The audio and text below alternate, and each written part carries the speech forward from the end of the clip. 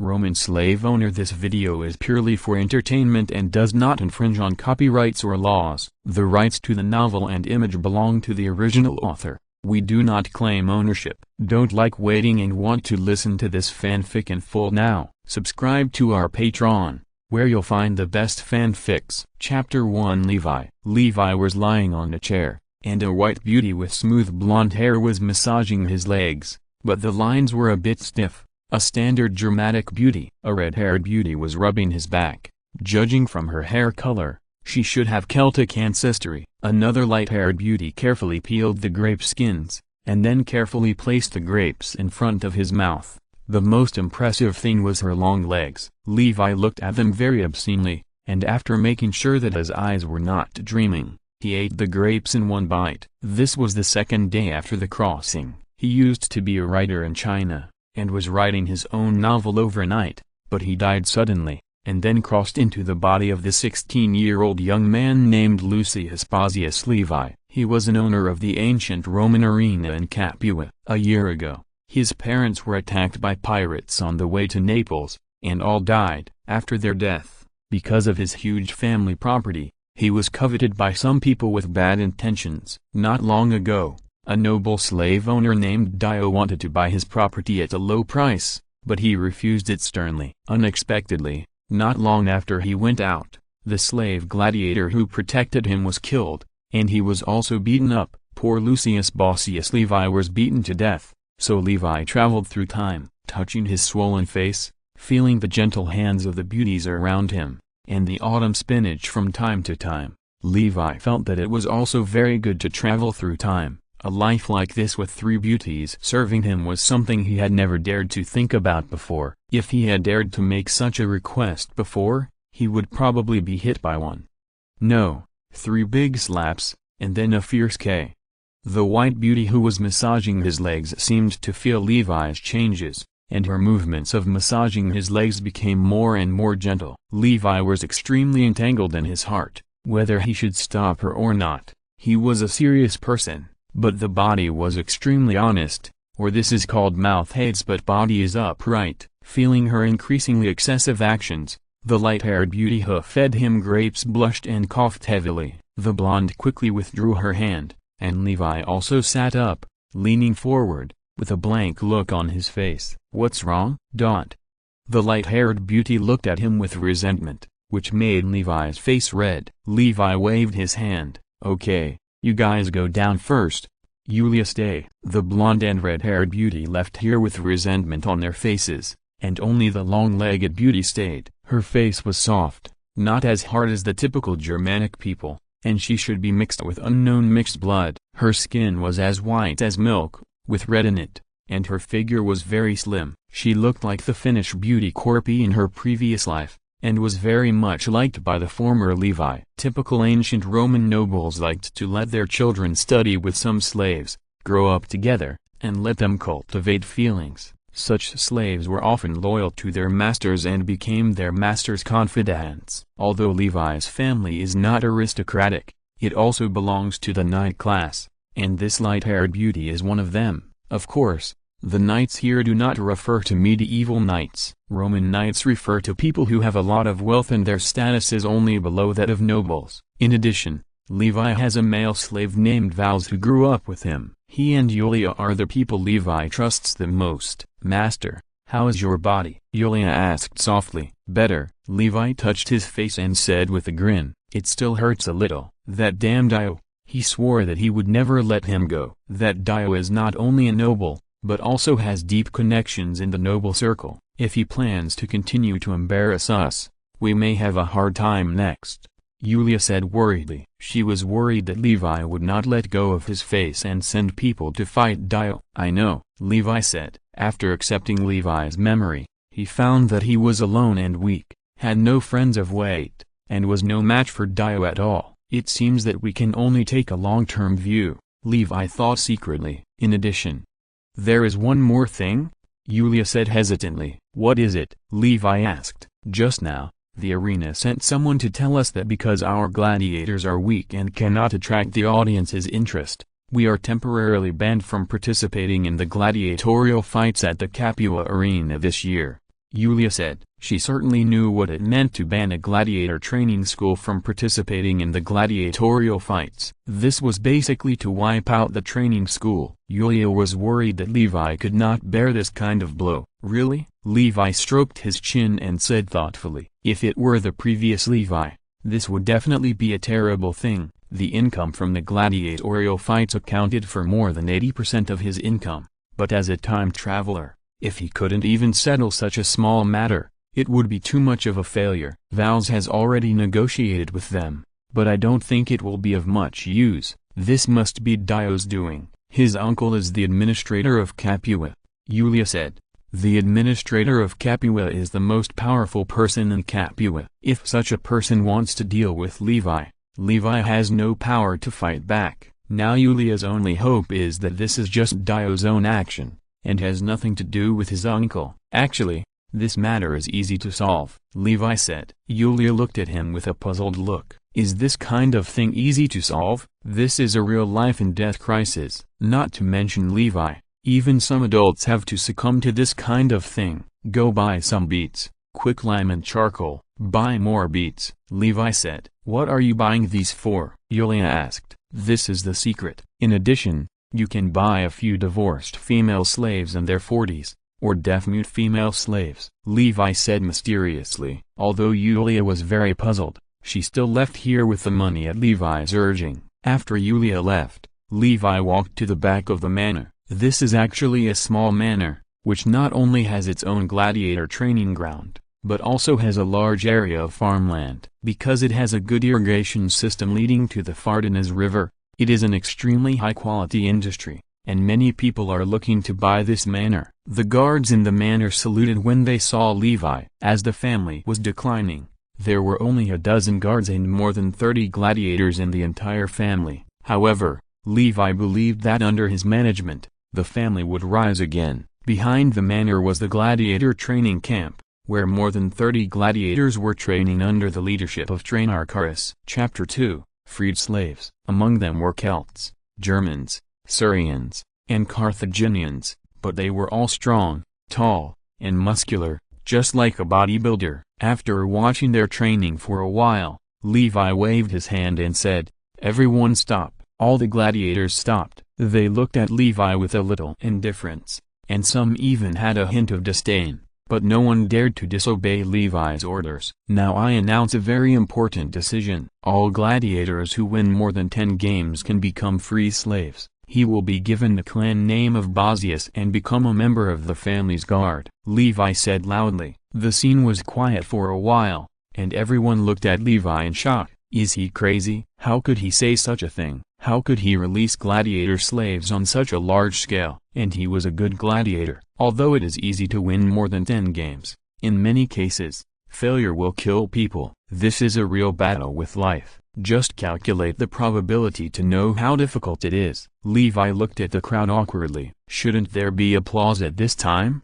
Don't you want to? Levi touched his nose and said, "Master, are you telling the truth?" said a gladiator who was about 1.8 meters tall, had short black hair and was covered with scars. Of course it's true, Der. You have participated in gladiatorial combat for a total of 3 years. As long as you are willing to sign the contract, you will be free, Levi said. Thank you, Master. I, Der, will defend the honor of the Levi family with the sword in my hand. If I break this oath, I will be damned forever. The gladiator knelt down in excitement, and tears could not stop flowing from his eyes. How many years have passed? Since becoming a gladiator, he has almost become numb, because he can't see the hope of gaining freedom at all. Those who can gain freedom are rare. He has only heard of a few cases in the whole of Capua, and there has been no case in recent years. Thank you, Master. I, Otto, am willing to defend the honor of my family with my sword. If I break this oath,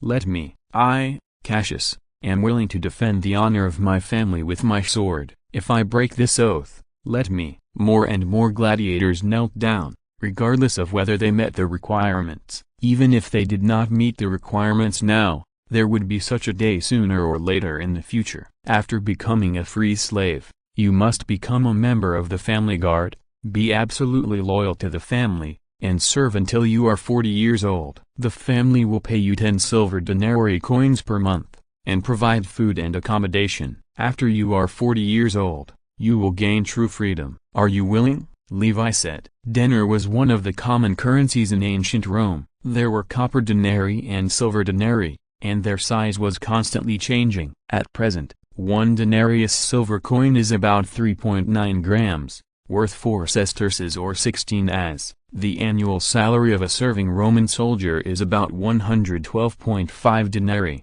which means that Levi paid more than the Roman soldiers. Moreover, the Roman soldiers did not have to eat. They also had to pay for food expenses, and sometimes they could not eat enough. Yes, of course.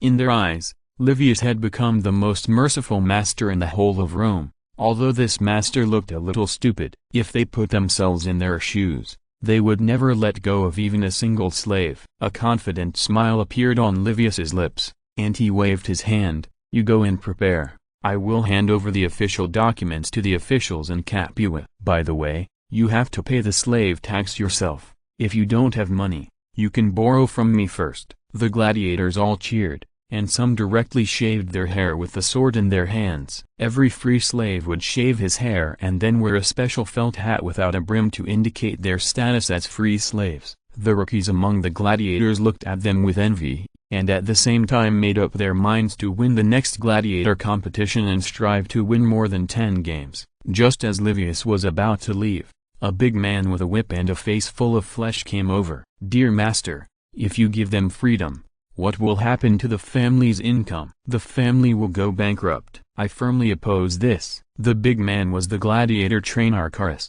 who once won the title of Capua God of War. Because of his age, he became the gladiator coach of the family. Hearing this, the gladiators looked at him with cannibalistic eyes. Such a rare opportunity. If they lose their freedom again because of his persuasion, they swear to kill him. We will get a new income channel. The family's income will increase greatly, and the family will buy more slave gladiators for training. You don't have to worry about this, Levi said. Carus felt that Levi was too messy, and he was about to continue to persuade him, but Levi's next sentence directly made him fall into ecstasy. By the way, you should also prepare. Congratulations, Carus, from now on you are free, but you still have to continue to be in charge of the gladiator training task. Levi said. What did you say, master? Just now, I didn't hear it clearly. Carus opened his eyes and stammered. Did he hear it right? He was free? He wasn't dreaming.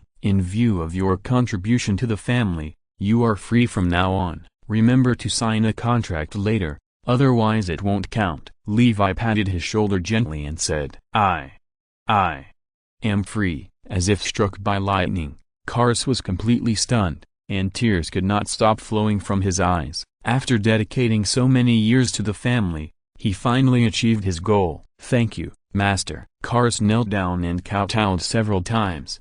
When he looked up, he found that Levi had left here. In a bright room, Levi was writing a contract on a piece of papyrus. Papyrus is made from the stems of an aquatic plant in the Nile River. The method is to cut the stems into thin slices, and then stack a layer with vertical fibers on top of a layer with horizontal fibers. Finally, the two layers are hammered together and glued together with their own plant glue. After drying, the surface is polished. This kind of paper was very different from the ancient Chinese paper and was not easy to preserve. Livius felt that he had discovered a way to make money. He decided to formulate a harsh contract, asking them to work hard for him. If they did not work, they would have to pay a huge compensation. Although this treaty was excessive, I believe that every Roman slave would rush to sign this contract. There were footsteps outside, and soon Julia appeared in front of him with a pair of long legs and 2 timid slaves. Chapter 3 White Sugar. Have you bought the slaves? Levi asked after taking a look. Yes,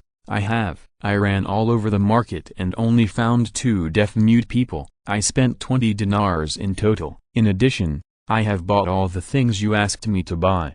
Julia said. Well done. Levi said, let them follow me. As he walked, he recalled the method of making white sugar from beets. As a writer, making sugar is a must-have skill. Cut the beets into shreds and soak them in water to allow the sugar molecules to fully immerse in the water to obtain sugar water. Then add excess CO2 to the sugar water to dissolve the non-sugar molecules in a strong alkaline environment and enhance the stability of the sucrose molecules. Pass in excess CO2 and CO2 twice in a row to react and produce CaCO3 precipitation. Calcium carbonate will have a strong adsorption effect on non-sugar molecules and precipitate together. It is a very simple chemical reaction equation. What you get is relatively pure sugar water. Recalling the method of making sugar, Levi couldn't wait to walk back with 2 slaves. "What did you say?" "The master released a dozen gladiators and made them free slaves, and he wanted them to become family guards, and he had to pay them 10 dinars a month." After hearing the words of Gaeta, the captain of the family guard, Julia covered her mouth in surprise. Gaeta was a powerful Roman citizen. In 102 BC, nearly 1 million German barbarians, including the elderly and children, invaded the south. There were 300,000 German men who could only act. In that war, Gaeta served as a senior centurion and participated in that battle, making a great contribution. But he was also injured in that war. Later, he was hired by Levi's parents to become the captain of the family guard. "Didn't you persuade him?" Julia couldn't help but blame. "I persuaded him, but he didn't listen." Gaeta was also helpless. "What can I do?" "I must stop him," Julia said. "The documents for releasing slaves have not been handed over to the officials yet, and there is still a chance to regret now." Thinking of this, she and Gaeta walked towards the backyard together. "Balkion," the master ordered that no one can pass through, but not long after, they were stopped by 2 guards. "Can't even me and Gaeta be allowed to pass through?" Julia said. She was Levi's personal slave and basically acted as a housekeeper. "The master specifically mentioned your names and said that he could use force when necessary," a guard said embarrassedly. One was their leader and the other was the woman closest to the master. "If it wasn't for Levi's order, they really didn't dare to stop them. What can we do?" Gaeta couldn't help but say. He had already understood Levi's determination, and then looking at the heavy sentries behind him, there were even some gladiators who had just been freed. He knew that Levi would never allow them to pass through. "Wait, I'll send someone to stop those documents first," Julia said. Gaeta nodded, and then waited here. They waited for a long time, until dark. Levi came out excitedly, holding a 2-ear narrow-necked jaw in his hand, and Gaeta and Julia hurried to meet him. "What are you doing here?" Levi asked. "I heard that you gave those gladiators freedom?" Julia said a little frantically. "What happened to the master? Was he beaten silly by Dio?" Levi smiled slightly. "Let's not talk about this for now. You come and pay for this." Levi took out some crystal clear white sugar from the jar. "What is this?" Gaeta asked. "Our new source of income," Levi said. Julia and Gaeta were stunned.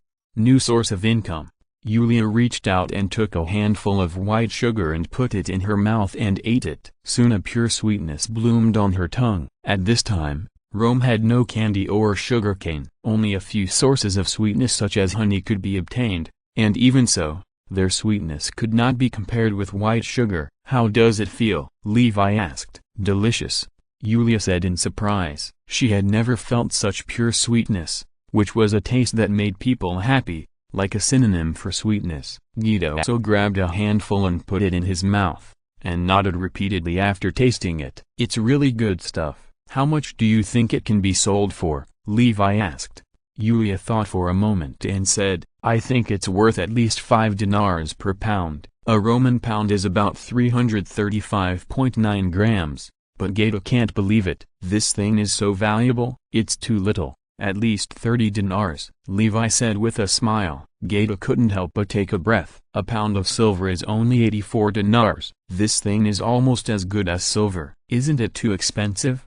Julia said. "There are rich people in this world, and you don't understand the world of rich people," Levi said. The current Roman upper class has long been extravagant. It is shameful for nobles to invite people to a banquet with a whole chicken. Only the most delicious and valuable parts of the chicken should be served. Other parts should not appear in the banquet. And it is also shameful for the guests to eat all of the dishes once. The dishes should be as many as possible. They are trying every way to be extravagant and wasteful. The reason why the Gracchus brothers wanted to carry out reforms was because the gap between the rich and the poor was getting bigger and bigger. The nobles and the knights were getting richer and richer, but the poor had no place to stand. And this poverty had reached the point where it affected the survival of Rome. Livius was doing a unique business. His products were not only supplied to Rome, but also to Egypt, Gaul, Pontus, the Parthian Empire and even the distant Deiozi. Think about how huge this market is. He didn't worry about not being able to sell sugar. Now you understand why I do this, Livius said. Julia and Gaeta both suddenly realized. But could they really sell it at such a high price? They doubted it. Then will we continue to train gladiators? Gaeta asked. Of course we have to train, and we have to buy more gladiator slaves, Livius said. In the next few decades, the whole of Rome will be in chaos, and the stronger the military force in our hands, the better. The combat effectiveness of gladiators is very strong, which can be seen from the Spartacus uprising. This formula must be kept secret, Julia said. I am responsible for this personally, Livius said with a smile. It's not that he doesn't trust them. The fewer people who know about this kind of thing, the better. There's a saying that you should never test people's hearts. Levi agrees with this. Julia's face changed slightly, but she didn't say anything. Tomorrow you continue to purchase those materials. Remember to keep the materials confidential in the future. Only you know about them. Mix them with other things. Also send people to Nora,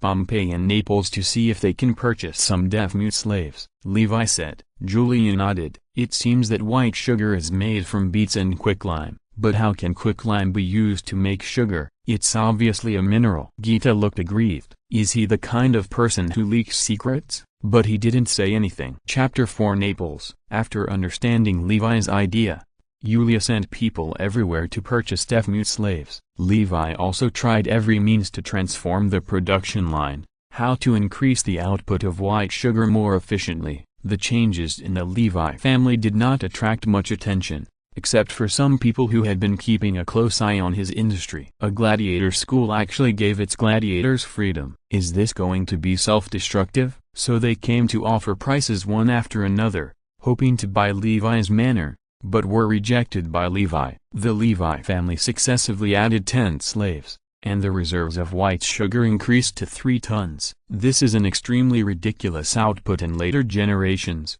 not even as good as the output of a small factory in a day, but it took Levi a full month. Levi was very satisfied with this. Sometimes the value of a commodity is not determined by your output, but by how much it can be sold. Levi set off with a large group of guards and gladiators, and his goal was Naples. Levi did not intend to sell the first batch of white sugar to his own nobles, but to sell them to foreign merchants. Out of caution about this strange world, he felt that it was safer to trade with foreign merchants. Those foreign merchants did not dare to offend Roman citizens at will, let alone a Roman knight. Naples was a busy port in Rome. Every day, a large amount of grain, slaves, ironware, and jewelry were landed from Egypt, Africa, Gaul, Spain, and Sicily to supply Rome's needs. Rome exported specialties such as wine and olive oil, which were Rome's largest foreign exports. In order to monopolize the Mediterranean wine market,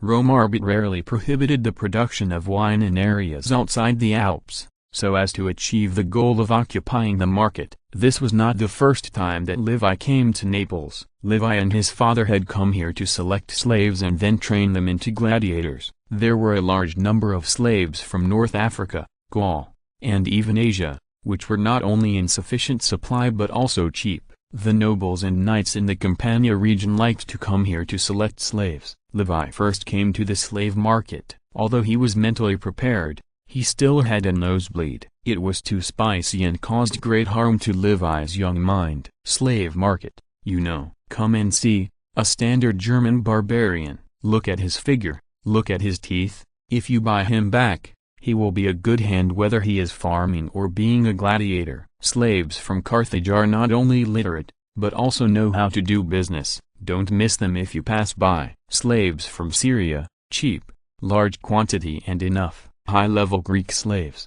Do you want your children to learn Greek? Buy a Greek slave and take it home. The first thing that caught my eye was a large number of naked people. People picked those slaves like picking livestock. Not only did they look at their figures and wounds, but also their teeth. The price of those with bad teeth was low, which meant that they were in poor health, and even few people would buy them. The most expensive were educated Greek slaves, who could be bought back to teach their children to learn Greek. At this time, Greek was like English in later generations, a common language in the Mediterranean. There is a saying that Rome conquered Greece, but Greek culture conquered Rome. At this time, Greece had created a brilliant civilization and a luxurious and licentious culture. Greek culture has always dominated Roman culture. Roman nobles basically had a Greek slave teacher. It was difficult for Romans to be said to respect teachers. Those slave teachers would at most pull their ears and dare not punish them too much. However, there were also Roman nobles who hated Greek culture. They believed that Greek culture was a symbol of decadence and degeneration and that Greek culture should be strictly prohibited. Sometimes the Romans would angrily drive Greek teachers out of Rome, but after a while they had to invite them back. They were helpless. Some nobles and knights who had the conditions would go to Greece to study, which was the place where culture was truly prosperous. The best places to study abroad were Athens and Rhodes. Just like people in later generations went to Harvard and MIT and the United States to study abroad, and the teaching quality in Rome was far inferior to these places. Levi walked slowly among the crowd. He had sent his men to contact those foreign merchants with samples, so he was not in a hurry. "Hello, dear Levi." At this time, a slave owner found Levi and asked very enthusiastically. Levi looked over and found that it was a Gallic slave merchant he had dealt with before. His Roman name was Remus. He had long hair like a braid. There was a name for Gaul called long-haired Gaul, and people there liked to keep long hair. The Romans liked short hair and thought that people with long hair were barbarians, so they always called Gauls Gaul barbarians. "Hello, Remus," Levi said with a smile, and the two hugged each other tightly. "Are you here to choose slaves? I just bought the best goods." "There are many German barbarians, that is, the Spebi tribe," Remus said with a turn of his eyes. Hearing this, Levi couldn't help but be very interested. The Spebi people were in the middle reaches of the Rhine River. They were not the largest German tribe, but they were known as the strongest German tribe. Every year, 100,000 people would be recruited to invade other tribes, and they would return to the tribe the next year to rotate with others. The entire tribe lived in war all year round. The men in the tribe not only trained for combat but also hunted. Because they often ate meat and milk, the Spebi people looked tall and strong. Although they were not as good as the Spartans in the past, they were not bad. "Take me to see," Levi said. Remus smiled and led him to the back of the house. It was a large yard where all kinds of slaves were chained. Some Gallic guards cursed at the slaves and even whipped some disobedient slaves. Remus led them to a shed in the back, where the treatment of slaves was obviously much better. The quality of the slaves was extremely high. Levi found some Celtic beauties and strong men among them. "What do you think of them?" Remus pointed to some naked men. They were almost completely naked, wearing only a pair of shorts, and their hands were handcuffed to a wooden stake. Levi glanced at Karas, who immediately walked up and checked the men. "Open your mouth," Karas said to a man who was over 1.8 meters tall. The slave hesitated for a moment, then opened his mouth. Karas looked at his mouth carefully, and then checked his body. "This one is good, it's a good material." Then he checked the next one. "How much?" Levi asked. 10 dinars. "Not expensive, right?" Remus said with a smile. Levi nodded. "This size is indeed good value for money. If it is shipped to Capua, it can be increased by at least 5 dinars. Chapter 5. He lowered his head and thought for a while, then took out some white sugar samples from his body. "Remus, do you know this thing?" Levi said. "What is this?" Remus said in confusion. "White sugar, a very sweet thing. Try it," Levi said. Remus put some white sugar in his mouth, and after a long time, a look of surprise appeared on his face. "Good stuff," So sweet. This is a popular food among our Capua nobles recently, called white sugar, and the price is extremely expensive. I finally got some. Are you interested? Levi tried hard to sell it. How much is a pound? Remus asked. His ship naturally couldn't go back empty, and he also needed to buy some goods. 30 dinars a pound, Levi said. So expensive. Remus was shocked. What he was eating was not sugar, but dinars. This is a good thing that only knights and nobles can afford. Of course it is expensive, and the production is limited. If you act late, you can't buy it, Levi said. Remus was a little tempted. With a keen sense of smell as a businessman, he felt that white sugar was a real good thing, but Levi's asking price was too high, and he was a little undecided. Seeing that Remus had no intention of taking the bait, Levi smiled slightly, and a slave behind him immediately took out a food box. He opened the box, then pointed to the bread and cakes inside and said, "Try it." These breads and cakes are exquisitely made, and some are coated with cream, exuding a faint sweet smell, which makes people's appetite open at first sight. Remus took a tiger skin cake and took a bite. "It's delicious," Remus said with admiration. "This kind of cake is different from other cakes in that it has an incomparable sweetness, which other cakes cannot provide. And humans themselves are sweet, especially children. These are bread and cakes with white sugar added. Believe me, Remus, this thing can definitely sell for a high price," Levi said with a smile. "The most important things for humans are food, clothing, housing and transportation. Unlike Orientals who mainly eat pasta, Westerners consume a lot of bread and other foods. Sugar is the most important ingredient for bread." Levi could hardly imagine how hard it would be to swallow bread without sugar. Bread with sugar would surely quickly become popular in the aristocratic circle and become a must-have food for the aristocracy. Thinking about the horrible consumption of bread and cakes by Westerners, Levi seemed to have seen the pile of dinars waving at him. Remus also understood this, but the price was still too high. "Can you lower the price?" Levi shook his head. "I can guarantee that it will be the same price no matter who it is." "I'll think about it again," Remus said with a turn of his eyes. As an excellent businessman, he still understood the principle of shopping around. Maybe there are places that are cheaper than Levi, but he didn't know that he was going to miscalculate this time. Okay then. Levi was not in a hurry. He believed that his sugar would not be worried about selling. "Master, I found a lot of good slaves here. One of them is very good. I think you must take him down. With him, we may be able to win the championship of Capua or even the entire Campania. We can even try the Roman championship." At this time, Cars said excitedly. "Really? Which one is it?" Levi said with great interest. "That's him." Cars pointed at a squatting man. The man had light hair, light eyes, and a fierce look on his face. Because of the shackles, he could only squat, but he still looked much taller than the other men. "You'd better not go over there. He hasn't been trained yet." Remus said, "You have a good eye. He is a very outstanding warrior. He killed many of us in the battle with our Gaul tribe. We finally caught him. It would be best if he died in the arena." "What's his name?" Levi said in surprise. The man was estimated to be more than 1.9 meters tall, which was very rare in this era. At least Levi had never met one. "Don't you know how to give the gladiators a new name?" "Don't ask his name," Remus said with a twinkling eye. Levi felt that there was something wrong with this, but out of his love for this big man, he still asked, "How much is he worth?" 1,500 dinars, Remus said with a smile, and licked his lips gently, as if he had found a fat sheep to be slaughtered. Everyone couldn't help but gasp. It was so expensive. Levi cursed inwardly. It must be the urgent tone of Cars just now that made him raise the price. "Your price is really too high. Even the Capua champion may not be worth so much money."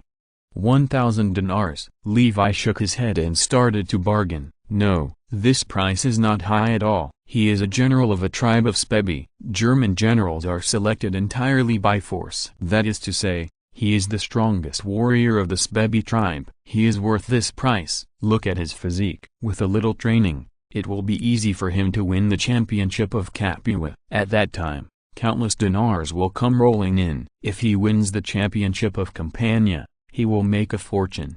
1,500 dinars is not much at all, Remus said with a smile. Levi was shocked. He didn't expect that he was actually a general. I think we should buy him. If he is really a general of the Spebi tribe, he has at least a 90% chance of becoming the god of war of Capua, and may even become a legend," Kars said excitedly. As a trainer, he is eager to train one champion after another. "This general is undoubtedly a good material. Can I exchange him for sugar?" Levi thought for a while and said, "His finances are a little tight. The cash flow of the whole family is less than 1,000 dinars. He is a little worried that he will be snatched away by others if he is too late." Remus looked reserved. 50 pounds of sugar, Levi said. "Let me think about it." Remus said, "Damn, this damn vampire. 60 pounds of sugar. I can guarantee that 30 dinars per pound is the lowest price. If someone offers a lower price, I will double it," Levi said. "Haha. In that case, I agree," Remus laughed and said. Levi cursed inwardly. This guy is really a treacherous guy. No wonder his business is getting more and more prosperous. He ordered someone to get sugar and trade with him. The longer the night, the more dreams there are. He didn't want anything to go wrong with this deal. Soon someone brought the sugar. After getting the sugar, Remus carefully put a little in his mouth. "It's so sweet," Remus exclaimed. "Mine are all real goods," Levi said. "Then what about the other slaves?" Remus asked. "As long as Kars likes all of them. But I can only pay a deposit first and let them live with you," Levi said. "It's very expensive to let them stay in a hotel, so we should save money if we can." Chapter 6 The Master of Sparta. "That's great. We have a pleasant cooperation." Remus laughed. "Do you have cavalry slaves and craftsman slaves here?" Levi asked. "Of course, but the price is a bit expensive." "Take me to see." "Okay." An hour later,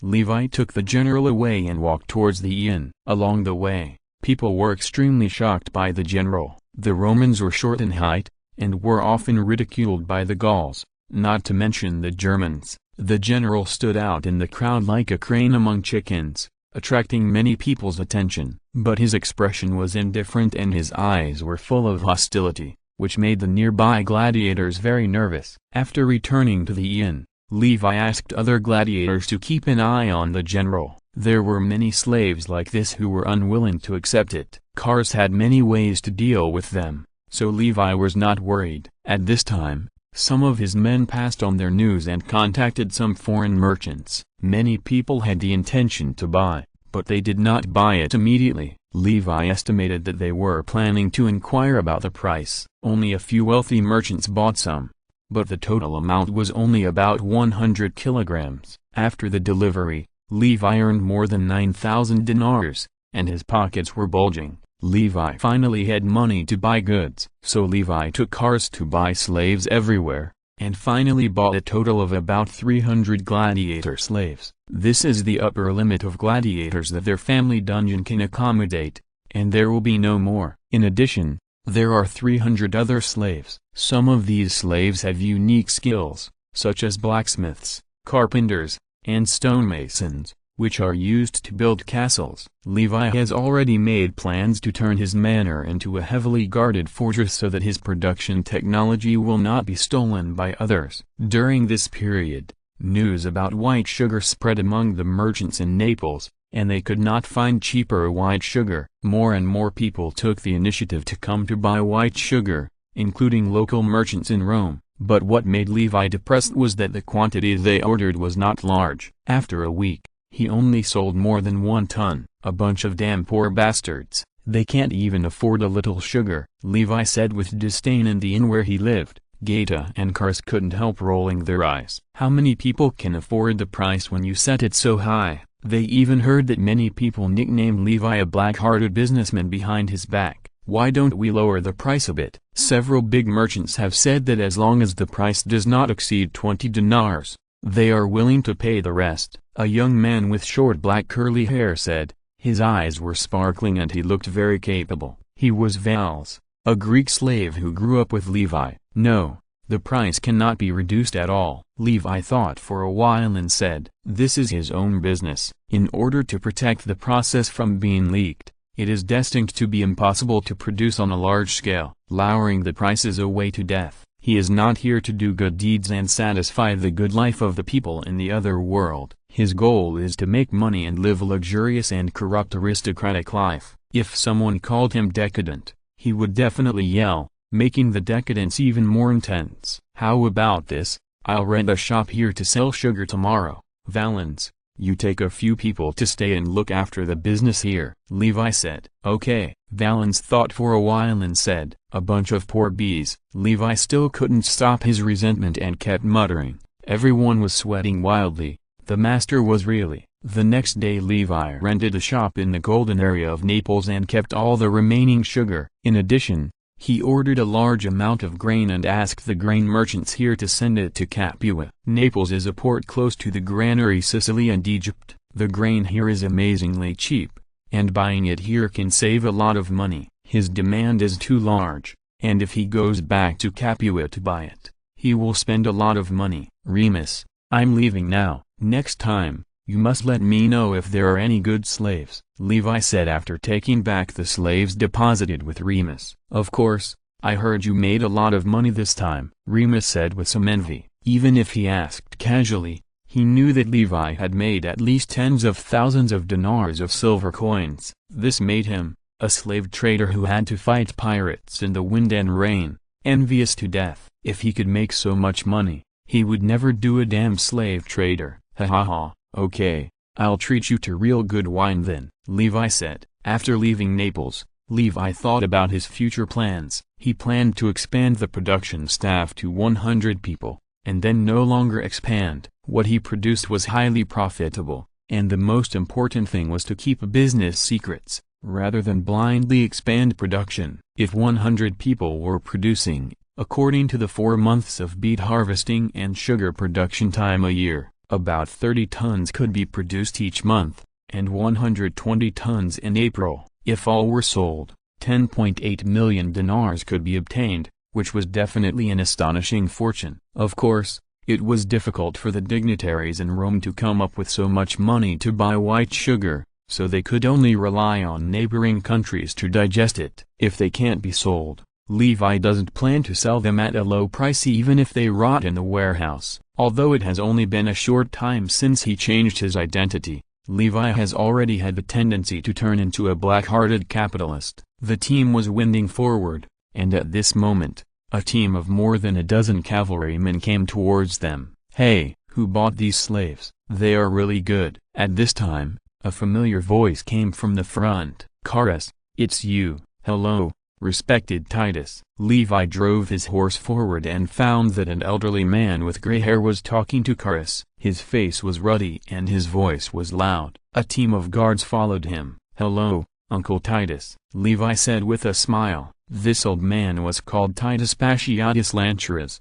a famous gladiator trainer in Capua. He had produced many famous Capua champions under his command, and he was also an idol that Levi had always admired. A young man with short black hair and a very energetic look followed behind him. It was his son Quintus. Paciatus Training School. Levi had an epiphany, and a lot of memories from his past life emerged. Wasn't this the gladiator training school where Spartacus was in the future? His son was the master of Spartacus, so Quintus was going to be tragic? At this time, he remembered a very famous American TV series Spartacus in his past life, and then those people were matched one by one. Levi looked at them a little strangely, and he didn't know if the American TV series was all true. "Haha, Levi, long time no see." Quintus gave Levi a big hug. Quintus was a few years older than Levi, and the gladiator circle in Capua was not actually large, so he and Levi were acquainted.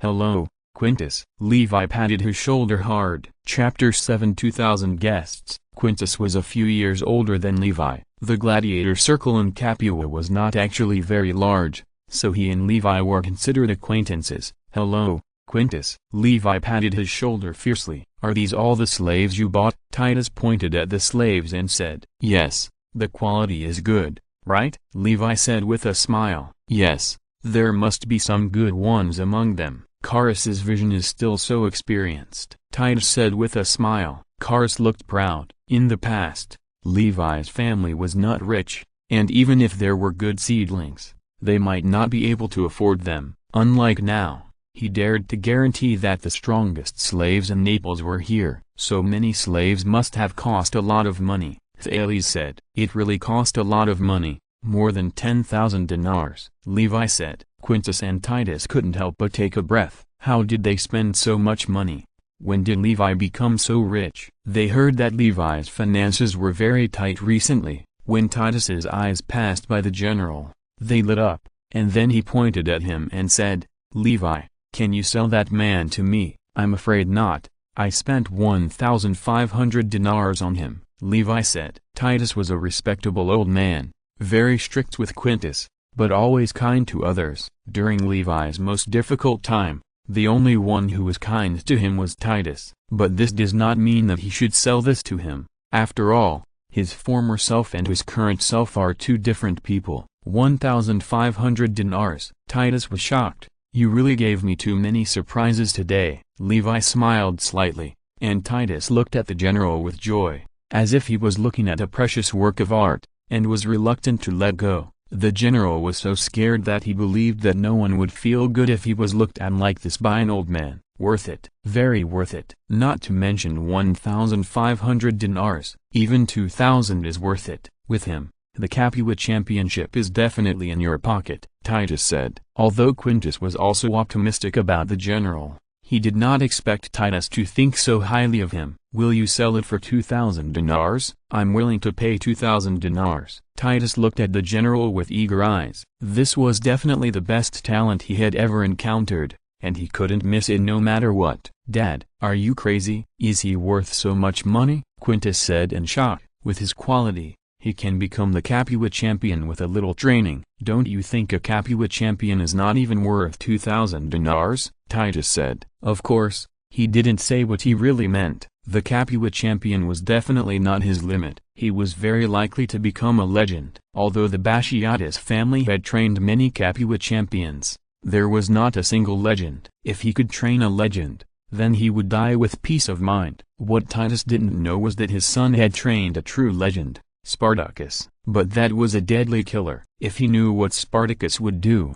he would definitely drive Spartacus as far as possible. The gladiators who can become the champion of Capua are 1 in a million. They must not only be strong in martial arts, but also have psychological qualities and opportunities, Quintus said. "Quintus, you are talking about ordinary gladiators." "Believe me, he is definitely not an ordinary gladiator," Titus said. Levi smiled slightly. Titus's vision was really vicious. If they knew that he was a general of a Germanic tribe, I'm afraid Quintus would not raise any objections. "I'm sorry, he is not for sale. I plan to make him the trump card of our gladiator school," Levi said. "Really? This is a pity." Titus sighed deeply. If they were in the same place, he would not sell the general. A gladiator like the general can definitely make a family's strength rise straight up and reach a new level. But what he didn't know was that Levi just wanted a powerful guard. "I heard that there were some conflicts between you and Dio," Titus said. "Yes, just some minor conflicts. I can handle it," Levi said. "You have to be careful. Dio is not easy to mess with. If you plan to reconcile with him, I can be a lobbyist for you," Titus said. "If necessary, I will go to you," Levi said, although he thought that this possibility was basically zero, but he would not refuse Titus's kindness. Titus nodded and was about to leave when Levi suddenly said, "Uncle Titus, do you still drink meat often now?" "Yes. What's wrong?" Titus said with a smile. "Drinking too much alcohol is not good for the body. Drink less if you can," Levi said tactfully. "Ha ha ha. Don't worry, I will be fine." Titus laughed. "After I go back, I will visit you when I have time." "You are welcome to come at any time," Levi said. In the previous life, it was Quintus's wife Lydia who thought he was too strict with Quintus and put drugs in his meat. Finally, Titus had to go to Sicily to recuperate. Later, when Titus came back, he found that Quintus and Lydia were messing around at home. In anger, he wanted to drive Lydia out of the house, but he was poisoned by Lydia instead. "What a terrible woman." "Let's go," Levi said. The team continued to move forward and soon arrived in Capua. After returning home, Levi was relieved to find that nothing happened at home. He called Julia, Gita and Charis over, and then announced the family's next development plan. "We made 100,000 dinars in Naples, So the family is rich, Levi said in high spirits. Making a little money is nothing to him. Hearing this, Julia exclaimed with an excited expression on her face. 100,000 dinars. This is really an amazing fortune. The old master didn't have so much money when he was there. Our next task is to protect our wealth. We need to expand the guard. I have decided to expand the size of the guard to 2,000. The guard members must be local people with Roman citizenship, Livius said. In addition, we need to buy some fields and shops. The fields will be used to grow beets in the future. The raw materials must be in our hands. The shops will be used to sell sugar, bread, and cakes. These industries must recruit people with citizenship. I want to recruit retainers and expand our power with all my strength. Once someone knew that he had earned so many dinars, they would be crazy about prying into his secrets. The only thing he could do was to recruit retainers. Ancient Rome had an old retainer system that originated from the clan era. In a large family, the head of the family was the protector, and others called him the patron saint. If you're listening to this novel on a channel other than Fanfic World,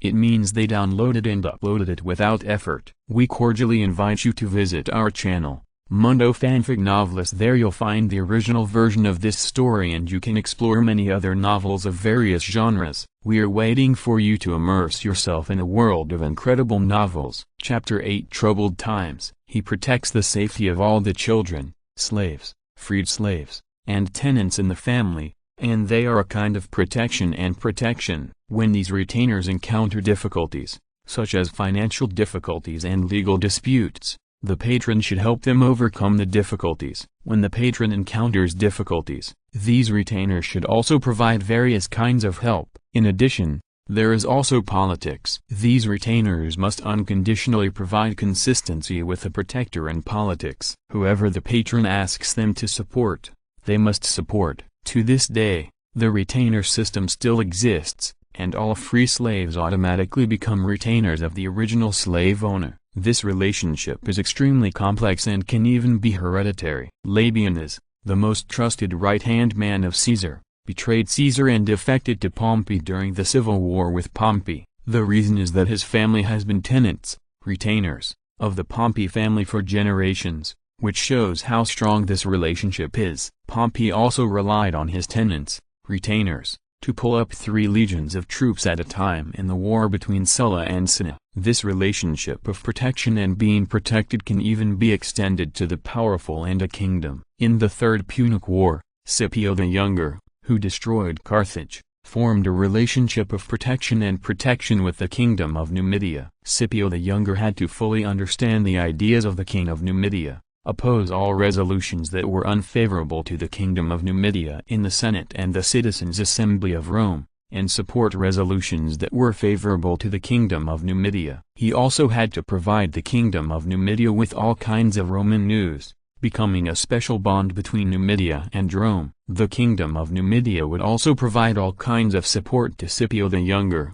whether in terms of money or force. Later, due to the death of Scipio the Younger and the king of Numidia, the bond failed, and the famous Jugurtha War broke out between Rome and the kingdom of Numidia. At the moment when those gladiators became freed slaves and were released, Livy gave those gladiators his clan name of Basius. For example, Cars can use Livy's name Lucius and his clan name Basius, plus his surname, so Cars' Roman name is Lucius Basius Carus, which reflects the inseparable relationship between them and the Livy family, protecting and being protected. As long as he can infiltrate his industry into all aspects of Capua and have a large number of retainers, he will have a huge influence in Capua. After all, the administrators of Capua and the elders of the Senate are all elected. Even the great dictator Sulla has to hold arena competitions to please the Roman citizens. These administrators are nothing. Are 2,000 guards too many? Gaius said in shock.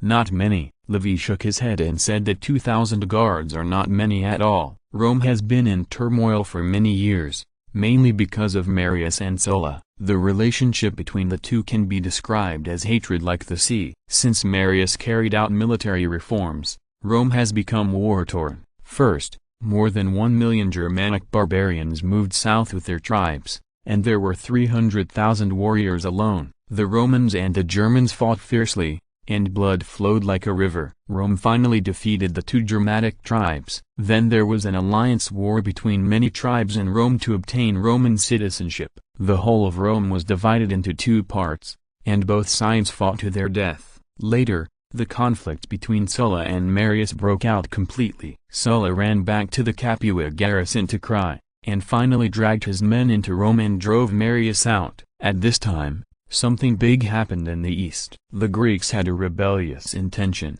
The king of Pontus massacred the local Romans. Sulla personally went to the east. Marius, Cinna, and Carpo immediately took the opportunity to come back and recaptured Rome. A 5-day and 5-night massacre in Rome was really a massacre, killing people and bleeding like a river. Among them were a large number of civilians, elders, knights, and even consuls and tribunes, simply because they failed to stop Sulla's proposal. Even Marius's relatives and Caesar's two uncles were killed by Marius's order. It was really crazy, but Marius died soon, leaving a mess. Levi traveled through this period, but he knew it was not over yet. It was just the beginning. After Sulla settled the war in the east, he returned to Rome and fought with Marius' allies Cinna and Carpo, and finally successfully occupied Rome. Sulla immediately copied the scene of Marius that year, and the cruelty of the massacre was even worse than Marius. A total of more than 130 senators and 2,600 knights died at the hands of Sulla and Marius,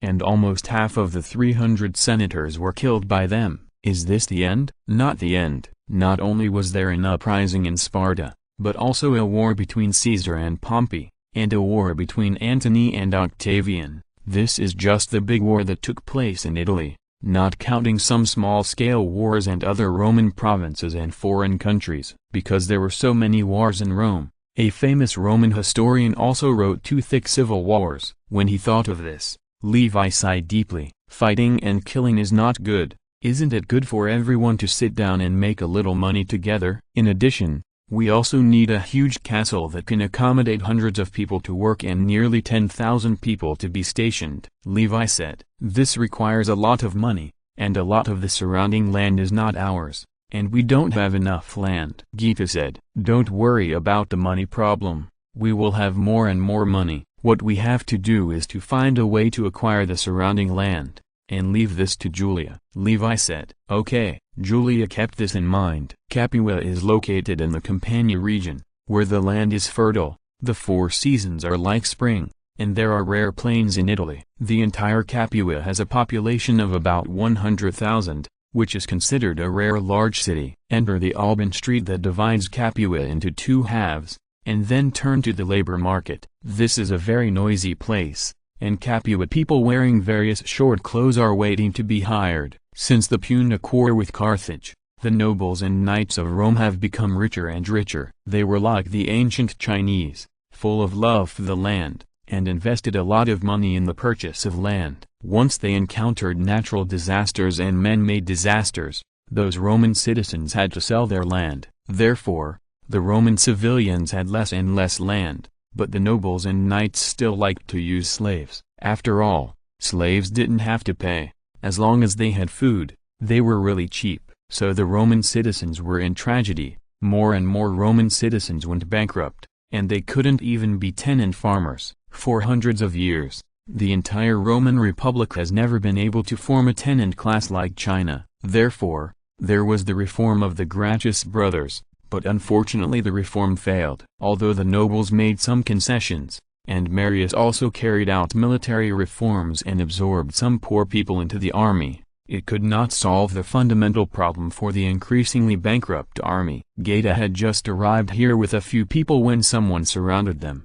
Excuse me, do you need someone to work? I'm a carpenter, and I can farm and raise cattle. Chapter 9 Recruitment. Yes, follow me, Geta said. The man was overjoyed and followed him. Many people found Geta. They knew he was a guard of a rich man. More and more people surrounded him, shouting desperately, hoping to find a job from him. Geta also liked this kind of publicity. When he saw that the crowd was almost there, Geta said loudly, your luck has come, citizens of Capua. The kind-hearted Master Levi has decided to recruit members of the guard. As long as you are a Roman citizen, have no disease, do not gamble, are between 18 and 30 years old, and are willing to become a guest of Master Levi, you can become a member of the guard of the Levi family. The probation period is 3 months. After becoming a formal member of the guard, you can receive. At this point, Gaeta deliberately paused and looked at everyone. 20 dinars and food and accommodation are provided. Hearing this,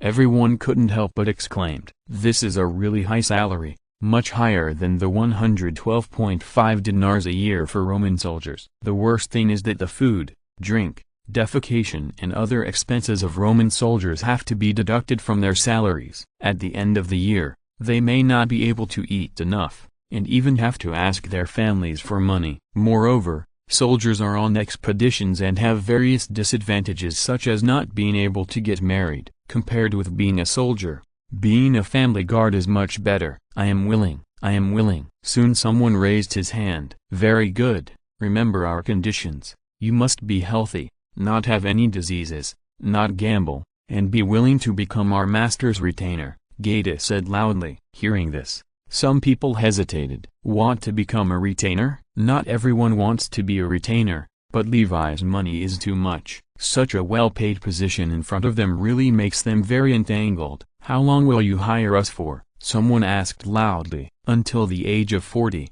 and after you retire, you can choose one of your descendants to replace you, Gaeta said. Hearing this, more people raised their hands, and even seemed impatient. There is a saying in Rome that only fools and doctors can live to the age of 40. The living conditions in Rome were very bad, and the medical conditions were extremely poor. Sometimes there were plagues, and many people died in their 30s. Hiring a person until 40 is basically a lifetime, and you can let your children take your place, which is a stable job. Even with such advanced technology in later generations, many people are still keen on stable jobs, not to mention the ancient times when the technology level was extremely backward. Looking at the enthusiastic people, Gaeta asked those who were willing to go to sign up under him. There is one more thing. Our master wants to recruit blacksmiths and stonemasons, and they also need to become retainers. 20 dinars a month, a 1-month probation period, and food and accommodation are also provided during the probation period. Gaeta said again, "I'll do it. Use me. I have built many roads." The Romans often built large public works, and there were really many good ones among them. Unfortunately, the requirement of being a retainer kept some people out. Some of them had already become retainers of other nobles, while some did not want to become retainers. The reputation of retainers was not good in Rome, so they could only watch from the side. Levi and Gaeta had anticipated this situation. They set up many recruitment points and believed that they would be able to recruit enough people sooner or later. After returning to the manor, Julia found Levi lying on a bed, enjoying a massage from a red-haired beauty. The beauty had a rosy face and was applying scented oil all over Levi's body. Cough. Cough. Julia coughed lightly. She ran around for the family's affairs, but she didn't expect Levi to be so romantic and unrestrained, which made Julia look resentful. Levi glanced at her and continued to enjoy the decadent and corrupt life of a slave owner with peace of mind. "You are back. How are things going?" "I contacted some merchants and have ordered a batch of building materials, costing a total of 30,000 dinars, Julia said. Levi nodded. In the early stage, they only built wooden houses. If they were made of stone, it would cost more. However, they had to be made of stone in the later stage, and the city walls had to be made of stone. The money spent at that time would be even more. In addition, I contacted the owners of the land around us, and they all disagreed to sell their land." Julia said. "No one agrees? Didn't you say you are willing to pay double the price?" Levi asked. His manor was surrounded by 3 plantations. If he wanted to expand, he had to buy land from them. I said, "No one is willing to sell." 2 of them drove me out without seeing anyone in charge, and said some unpleasant words. Julia said indifferently. He had encountered such things many times. "Which 2? Levi asked dissatisfiedly. "Sejanus and Nias," Julia said. Levi's expression froze. Sejanus was the administrator of Capua, a truly powerful figure, and Dio's uncle. His current strength was not enough to shake his position. Nias is a senator of the Roman Senate and a powerful figure of the People's Party. Since there is a law that senators cannot engage in business, many senators have bought land on a large scale. The best arable land in the whole of Italy is in the Campania region, and many senators have bought a lot of land here. It is estimated that Nias is not here at all. His subordinates helped him to make the decision without authorization. What a group of guys who look down on others. I know, believe me. I will make them apologize to you sooner or later, Levi said. Julia thought Levi was comforting him, but she didn't know that once the Soviet Union landed in Italy, these people's parties would have a bad end except for a few people with deep roots. I will find a way to talk to Tullius later, Levi said. Tullius is the owner of another plantation. He is an old nobleman in Capua. He has deep-rooted power in Capua, but he is even more difficult to deal with than Sejanus. Now my strength is too weak. You all look down on me, but one day you will be out of reach. Levi thought secretly. This is not fantasy, but the naked fact. Okay, master, Julia said quickly. It was already late at night when Gaeta brought his men back. Levi was relieved when he saw the more than 200 guards and more than 30 craftsmen he brought back. He was really worried about letting more than 40 guards and free slaves guard so many slaves. This time he can sleep well. The next day, the timber merchant delivered a large amount of timber here, and the slaves, guards, and craftsmen began to work. According to Levi's requirements, everything here must be built according to the standards of a military camp. Chapter 10 Sword Forging. The craftsmen and guards were all too familiar with these. They soon built wooden houses in the style of military camps, and built 10 camps in groups, surrounding the manor where Levi was like a multitude of stars surrounding the moon. The blacksmiths also got busy and forged various weapons. Levi discovered a great advantage of slaves, that is, the labor cost was terribly low. If you want a craftsman, just go buy one, and then give it to the stutterer to use it as you like. Of course, this will cause many Roman citizens to lose their jobs. Just like the sheep-eating movement in Britain in later generations, Rome is now a slave-eating movement. In an open-air blacksmith shop, more than 20 slave blacksmiths were sweating profusely to forge weapons and armor, and the sound of ding-ding-dang-dang was endless. A blacksmith handed a freshly made Spanish dagger to Levi and stood aside respectfully. Levi looked at the dagger with a strange expression. Is this the Roman sword-making method? It seems very bad. Don't you know how to perform heat treatment? Levi asked. What is that? Jaikos, the slave craftsman, asked curiously. Levi glanced at Gaeta, who shook his head, not understanding what Levi was talking about. Levi couldn't help but stroke his forehead. There was a lot of debate about the smelting technology of ancient Rome in later generations. Some people said that the dagger of ancient Rome was made of wrought iron, which would bend after one stab, and it would have to be straightened before stabbing again. Now he thought it was probably true. There are 4 major processes in the heat treatment of weapons, namely annealing, normalizing, tempering and quenching. Jaikos only performed the simplest quenching, and he dared to call himself an excellent blacksmith. Gaeta, what do you think of this sword? Levi handed the sword to Gaeta. Gaeta rubbed it gently for a few times, then took the dagger and chopped a wooden stick next to it. The wooden stick fell with a sound, and then the dagger was slightly bent. Gaeta straightened the dagger without changing his expression, and then said, "Not bad, barely a good sword." Sure enough, the reason why the Roman dagger was short and wide was that it could not be made long. It is easy to bend when it is so short, not to mention making the sword longer. Every country will use the most advanced technology on weapons.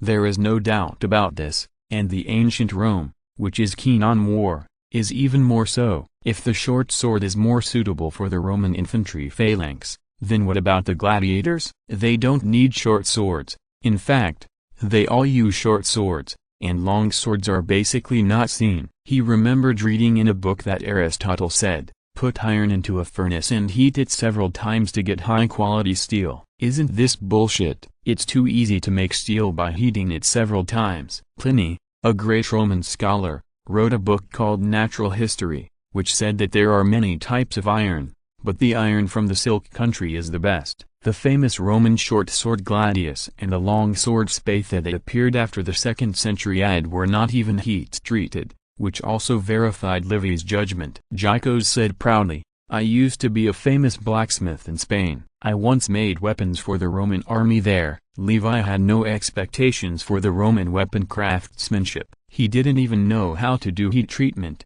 and he still had the nerve to say that he was a famous blacksmith. "Is there no better iron?" Levi asked. "The sword bends after being cut, which means that this is wrought iron with a carbon content of 0.5%, also known as forged iron." Before the appearance of steel swords, humans had experienced the era of iron swords. Many people in later generations said that this was actually a piece of wrought iron, a kind of wrought iron made at a low temperature of about 1000 degrees, and it contained a lot of impurities. Due to the backward iron smelting technology of ancient Rome, it was impossible to create a high furnace temperature. It could only use the rich ore in Spain to make a piece of wrought iron because this ore contained less impurities.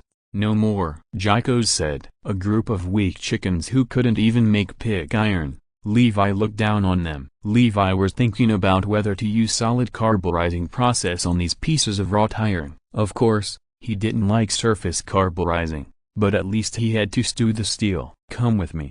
Others don't follow." "Gita, go get a quenching tank, and then bring some olive oil," Levi said. "Forget about solid carburization. This material is not available." He took Gycos into the only blacksmith shop. Although Gita was a little confused, he went back to prepare the stone trough and salt. "Follow your method to make another sword," Levi said. Gycos did not dare to neglect, and quickly picked up the hammer to make an iron sword. Levi watched him quietly. When the sword slowly took shape, he wanted to polish it, but was stopped by Levi. "Put it in the furnace to heat it, and then take it out to cool naturally," Levi said. This step is called normalizing, and the purpose of normalizing is to granulate the steel, crystallized structure. In fact, every time the swordsmith heats a part of the sword body, after forging, not only the shape of the steel is changed, but also the steel particles. When the steel is heated to a certain temperature,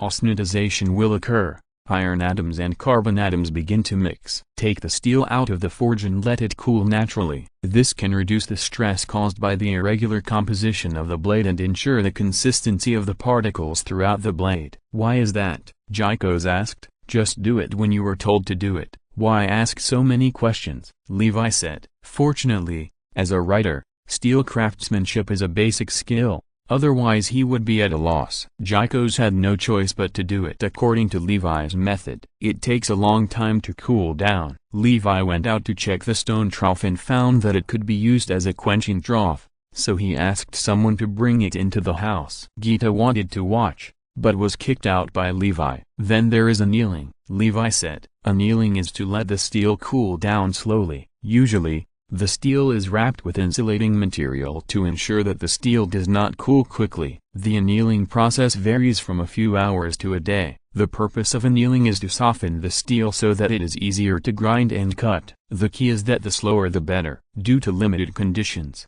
Levi asked someone to get some clay and wrap the sword except the blade. After putting it in the furnace, let it cool slowly. This time was very long, so Levi walked out of the room and let Gycos continue to watch the stove. "Master, what do you think of this armor?" He. At this time, Gita said in a suit of forged armor. Looking at this kind of armor, Levi couldn't help but frowned. Now Rome has gradually begun to use connecting ring armor, which weighs about 9 kilograms and is scientifically called patched armor. But Levi knows that this kind of armor is not convenient to repair and will sooner or later be replaced by scale armor. "Forget it, just use it. You have to eat one bite at a time, and many things can't be rushed." "It's okay, and our production is a problem. We need to buy more blacksmith slaves," Levi said. "So many blacksmiths can only produce a full set of weapons and armor for less than 50 soldiers in a month, which is a real snail's pace." Chapter 11 Training Gladiators. "How many blacksmith slaves are needed?" Gita asked. "At least 200, Levi said. Gita opened his mouth but didn't say anything. He was mentally prepared for Levi's extravagance. Levi originally planned to buy some weapons and equipment, but looking at the appearance of Roman weapons, they were really rubbish. At this time, He thought of a question. If all the soldiers were equipped with weapons that used carburizing technology and were heat-treated, would this be too high profile? If he was sure to keep the profit of white sugar, then the magic weapons would definitely attract the intervention of the Senate and the Consul. In order to defeat Sulla, they would definitely try their best to get the manufacturing methods of these weapons. Would Sulla be a match for the Roman legions equipped with magic weapons? Wouldn't history be changed by him? Levi felt a headache. In this way, he was simply stirring up a storm, in order to maintain his advantage as a prophet. This technology seemed to be unable to be promoted on a large scale. How much does a full set of equipment for a soldier cost now? Levi asked. A full set of equipment for a soldier costs a lot of money. If the quality is good, it will cost at least 120 dinars. Gita said. Then order 2,000 sets of full sets of equipment for soldiers first, and deliver them as soon as possible. Levi said. But we don't have enough money. Levi was depressed. 2,000 sets of equipment would cost at least 240,000 dinars. He seemed to have only tens of thousands of dollars now. Then go and place an order first, and let them deliver in batches. The money will come soon, Levi said. Got it, master? Gita said. Annealing takes a lot of time, so Gita went to place an order first. Levi stayed here. It turned out that money came quickly and went even faster. I don't know how the white sugar in Naples is selling. I should ship some white sugar there. In addition, I should also distribute goods in major ports in Rome. His main sales targets are still big merchants from foreign countries and other provinces. Big merchants from other provinces and foreign countries are extremely respectful of the Romans. Even if they know that white sugar is profitable, they dare not do anything to him. By the time the Romans reacted, he should have grown up. After dark, under the guidance of Levi, the slave finally completed a short weapon that had gone through 4 major processes: normalizing, annealing, tempering, and quenching. Although there are many areas that can be improved, it is already quite good. Levi picked up the short sword and slashed at the short sword forged by Jikos. Ding! A gap appeared on the short sword, and there was also a gap on Levi's short sword, but it was much smaller. Seeing this, Jikos opened his eyes in shock. This is impossible. This is absolutely impossible. He thought this sword would be extraordinary, but how could it be so much stronger than his? You know, he is a very famous swordsmith. Haha. Levi sneered. Famous as hell. He is obviously a weak swordsmith. He kept swinging the short sword and slashed several times before he cut Jikos' sword off. Seeing his short sword being cut off piece by piece, Jikos felt that the whole world was about to collapse. Is the weapon he made so rubbish? How could it be so vulnerable? See, this is the real sword. Of course, this sword is actually rubbish, Levi said lightly. After that, he threw the sword to the ground like throwing away rubbish. It was too low to make a dagger with a piece of wrought iron. Poof! Jikos felt like he was going to vomit blood. Master, are you sure you are not hitting me? He could easily cut off his dagger, and he said his sword was rubbish. But he soon came to his senses. This was a set of secret techniques for sword forging, and now he has mastered this set of secret techniques. The master said this was a rubbish dagger. Could it be that the master has a better way to forge swords? So he looked at Levi with a different look, as if he was looking at Vulcan, the god of forging. Remember, this technology is not allowed to be passed on without my permission, especially to those blacksmiths. Levi said. I understand. Jikos said. Levi thought for a long time and decided that this technology would only be known to 2 blacksmiths at most. High-quality iron can not only forge swords, but also forge guns and cannons. The formula of gunpowder is very simple and can be easily cracked. However, if you want to cast guns and cannons, you need high-quality steel. If others want to imitate guns and cannons, they can only imitate guns and cannons that explode. In this way, who can be his opponent? Levi suddenly realized that the importance of this technology was even higher than gunpowder, and it must be kept confidential. The next day, just after dawn, 3 teams of soldiers escorted carts of sugar on the road. In addition to Naples, Levi decided to open 2 new sales points in Cuma and Brindisi. In a 2-story building, Levi sat on a chair. Sylvia and Cybele, 2 female slaves, helped him massage his legs and the other helped him massage his back. Levi looked intoxicated. The life of a slave owner can be summed up in one word: cool. Kars held a black whip and looked at the 300 slaves in front of him with indifference. Behind him stood a group of gladiators who had become free slaves. These gladiators looked at the newcomers with a mocking look on their faces and kept pointing at them. The slave gladiators were all big and strong, wearing only a pair of shorts. Their bronze skin was shiny under the sun, and the whole training ground was filled with a strong smell of male hormones. Kars whipped his whip hard, and then said seriously, "What is under you?" The slaves were confused. "Isn't it the land? Answer me." Kars roared. "Land," said a slave. The gladiators behind laughed as if they heard a joke.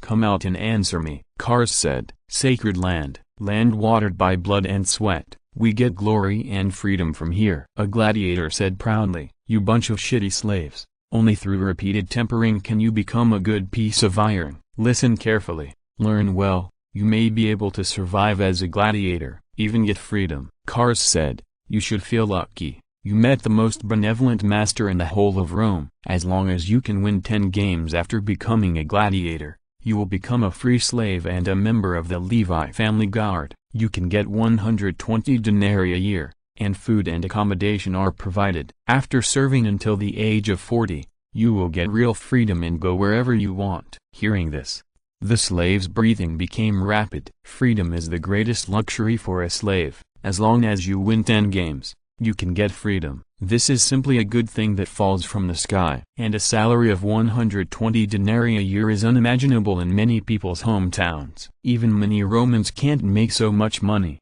let alone free slaves. Compared with the tribal society in many places, the prosperous Rome is like a paradise, and many people are willing to settle down in Rome permanently. Chapter 12 Competition. The general's clenched fist loosened. It was not easy to win 10 victories. He could just find a way to escape. He had no interest in being Levi's bodyguard. He wanted revenge. He wanted revenge on those who betrayed him. Kars talked for a long time, and then started to train them. Because there were too many people, Kars could not train them alone. Levi asked him to choose 10 gladiators as his helpers. After group training, the general immediately showed his strong strength. No one could be his opponent. A gladiator was very unconvinced and challenged him to a duel. As a result, he was beaten down by him, which caused an uproar among other gladiators. Although the general was very big, those gladiators had extremely rich skills, and even a big head might not be useful. But they didn't expect the general to be so powerful,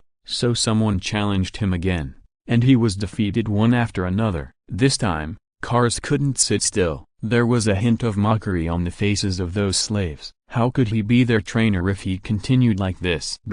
Go up and fight him, Kars said with a gloomy face. Dole is the most powerful gladiator in Levi's family, and he has always firmly occupied the top spot in the internal competition. Dole took out a wooden sword and a round shield and walked to the middle of the venue, with a confident smile on his face. "I didn't expect there would be such a powerful newcomer. You are actually not that good." The general danced with the 2 swords in his hands, pointed at Dole and said, "If it were in my hometown, I could kill 10 of you by myself. Today I want to let you know that you are the real shit." After saying that, the general spat fiercely and then stabbed Dole. The corner of Kars' mouth twitched slightly. This guy is still narrow-minded.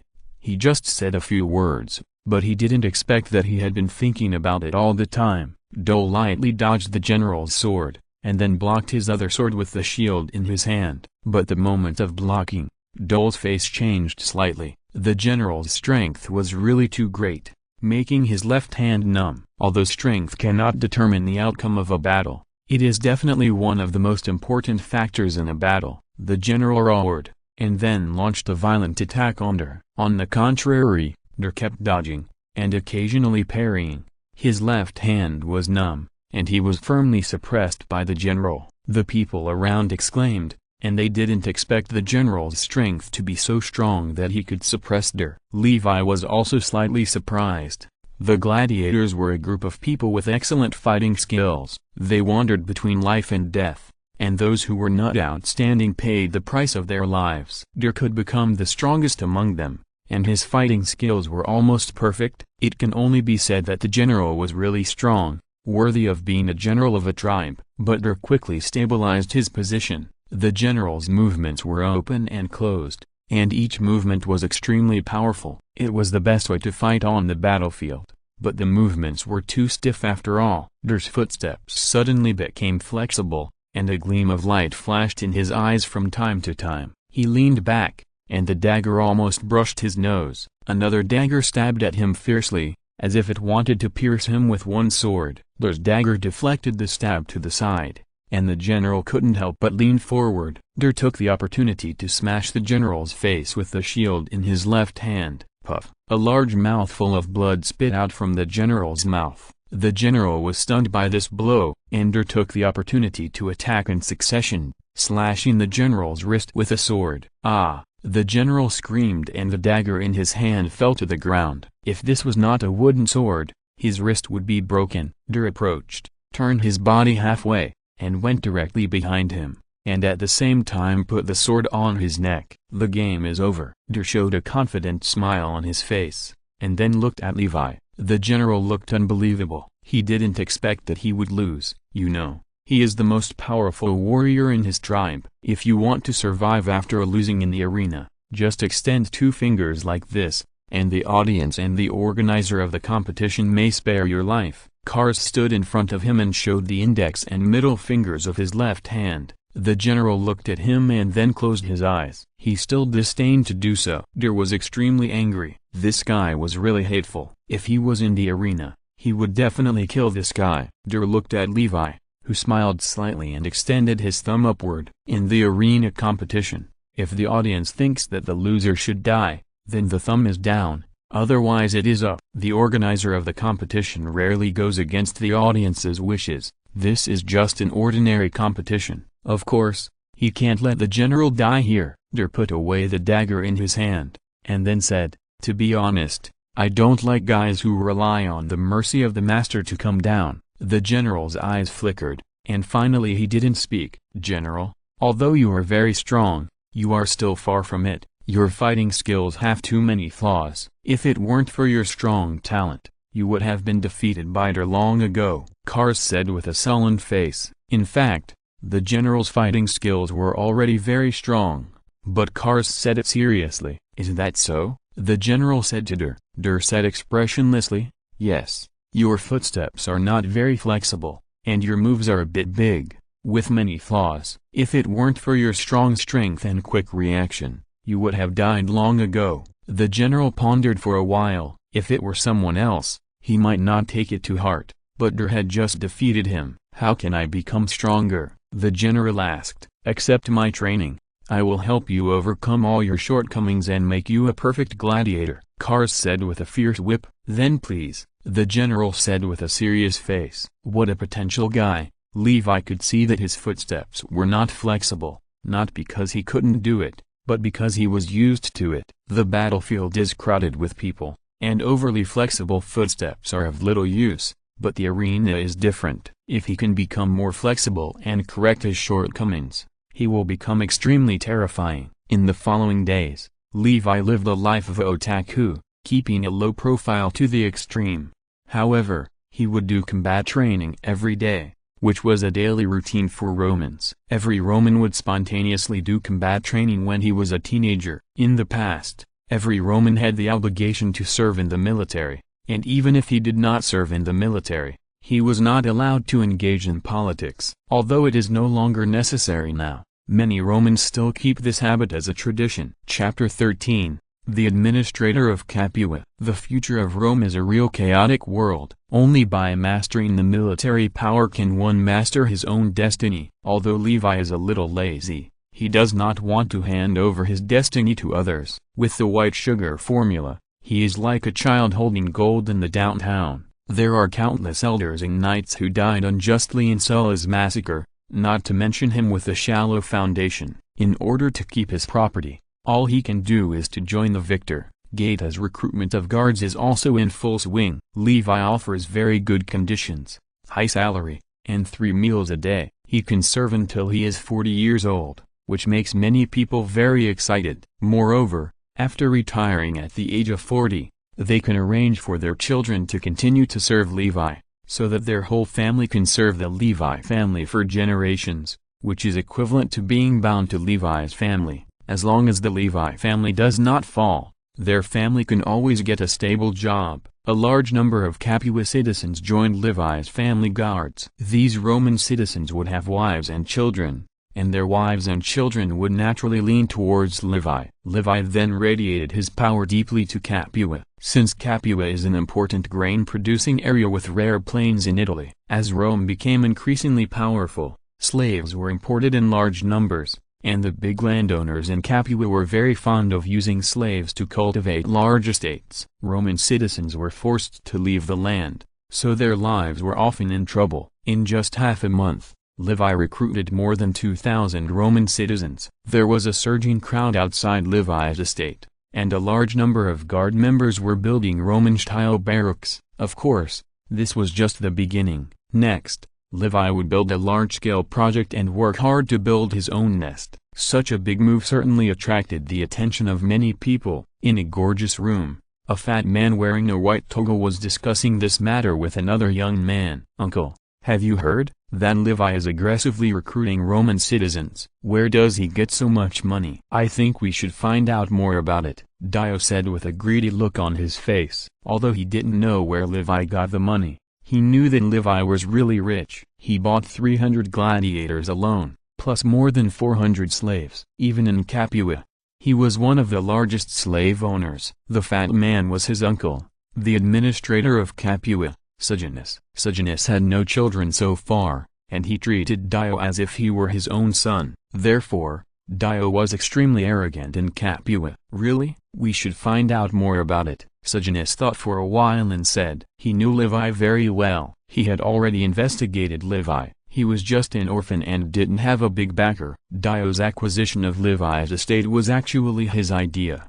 Due to his position, he needed a good reputation. Dio was just his white glove, used to do some things that were inconvenient for him to do. "Leave this to me. I promise to do it beautifully," Dio said. "How do you plan to check?" Sejanus asked. "We can send tax farmers to check taxes," Dio said with a smile. "It's a good idea." Sejanus nodded. The ancient Roman Republic had no tax officials, and the tax collection work was handed over to the knight class. These people were called tax farmers. If you can't pay the tax, it doesn't matter. Those tax farmers can lend you money, and some have an interest rate of up to 48%. If you can't pay the loan, it's no problem. Just sell yourself into slavery. The whole one-stop service is considerate to the extreme. "Yes, it's a good idea." Sejanus said that as long as they came to check taxes, he would have to confess. As long as he figured out the source of his property, it wouldn't be too late for him to decide what to do next. "Uncle,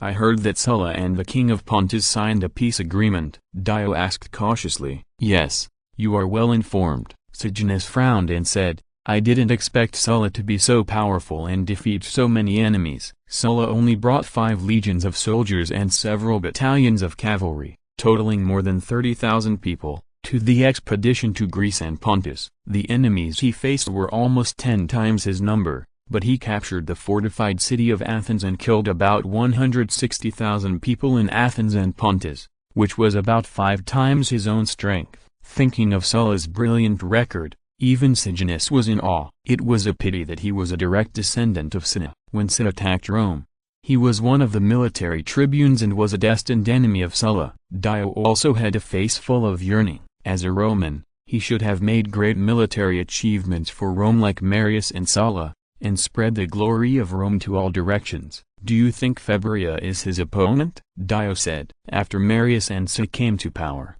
they also sent a consul and a special envoy, Febria, to lead an army to attack Pontus and deal with Sulla by the way. Unfortunately, the consul was as stupid as an ox, and was killed by Febria, who then took command of the army. Febria won some victories in Asia and surrounded the king of Pontus in Patani, but was unexpectedly rescued by Sulla in the end. It can only be said that things are unpredictable, and enemies may become friends at any time. Of course not an opponent. Sulla has been fighting all his life. From the Jugurthine War to the present, he has been almost invincible. Febria's army is not as large as his, and it is not legitimate. So how can he be his opponent? Cyanus said. The Roman Senate was almost furious about Fibria killing the consul. If they were not afraid that he would defect to Sulla, they would have declared him an enemy of Rome. These 2 years are eventful, and we must be careful in everything. Cyanus sighed. I know, a manor in Capua is magnificent, with the ground, walls and colonnades made entirely of marble, exquisite tapestries everywhere, and a garden full of various flowers. In a room on the 2nd floor next to the garden, a gray-haired old man lay weakly on the bed, and a young man in a white short coat carefully fed the old man a bowl of black herbs. This was the famous old nobles of Capua, Tullius and his son. They had married with the nobles of Capua and extended their influence to all aspects of Capua. Their influence was far beyond that of Sejanus. I heard that you have recently joined forces with several other nobles to compete for the next executive officer. Old Tullius coughed a few times and said, That's right, after Sejanus retired, there are not many people who can compete with me. Some nobles and knights have decided to support me, Tullius said. Chapter 14 Tullius, their family's power in Capua is deeply rooted. As long as they unite some nobles and knights, it is not difficult to become the administrator of Capua. In fact, the administrator of Capua is basically rotated by several nobles and knights. If Sejanus had not joined Cinna and relied on Cinna to rise, it would be basically impossible for him to become the administrator of Capua. In the eyes of Tullius and his son, Sejanus is just a nouveau riche. I suggest you don't do this for now, said the old Tullius. Why? Tullius paused and asked curiously. I'm afraid. Fear appeared in the eyes of the old Tullius. I'm afraid that Sulla will fight back. Rome is now in a big change. Think about those famous families who were executed by Marius. Which one of them is not far more powerful than our Tullius family? But they all died under Marius's butcher knife. Many of those famous families were the ones he wanted to curry favor with, but they were almost wiped out overnight. He thought painfully more than once. What happened to Rome? How could it become like this? Tullius's hands were also shaking slightly. Marius had become a murderous devil and tyrant in the eyes of many nobles. He completely disregarded Roman law. Since the founding of Rome, there had never been such a large-scale massacre of nobles and knights. He not only killed his enemies, but also killed his relatives, the Caesar family. Even he hated Marius, a warrior, very much, but he was more afraid of him. Fortunately, he died. But his allies were still there. Cinna and Capo were also real tyrants. If you become the administrator of Capua, when Sulla returns to Rome, you will inevitably be involved in the dispute between Cinna and Sulla. What are you going to do then? Help Sulla or Cinna? Said the old Tullius. The young Tullius fell into deep thought. The administrator of Capua held great power and must be the target of both parties. At that time, both sides will force him to make a choice. Once the wrong choice is made, it is likely that the Tullius family will fall into an irreversible situation. We should shrink some unnecessary actions recently to let the family survive this chaos safely. With the strength of our family, as long as we don't participate in the dispute between the two parties, I believe they won't do anything to us, old Tullius said very confidently. Although the Tullius family is weak and cannot be compared with those Roman nobles, it is still powerful. Tullius nodded thoughtfully. Several families withdrew from the administrator's dispute. It may not be without consideration in this regard. He didn't think carefully. Okay, I will withdraw from this administrator's dispute, Tullius said. By the way, I heard that a little guy in Capua has made a fortune recently and is recruiting family guards. Old Tullius said. Yes, his name is Levi, and he opened a gladiator training school. Dio has always coveted his property. It is said that he beat him up secretly and killed several of his guards. Little Tullius knew everything about Capua. Go find out about him later. If he's valuable, win him over. Who knows, he might be able to be useful someday, old Tullius said. Okay. In Levi's villa, Levi was discussing the progress of various tasks with Gita and others. We have recruited more than 2,000 guards. Should we stop recruiting? Gita said. He was probably the most excited now. Managing dozens of people and 2,000 people were obviously two different concepts. He was equivalent to half a legion commander. Stop it. Divide these people into 3 teams and train them completely in the way of the army. Levi said. How should we train them? We are a little short of manpower. Gita said distressedly. Let them form groups freely. People who are familiar with each other stay in a small team. 2 people are selected for every 10 people. After they report their names,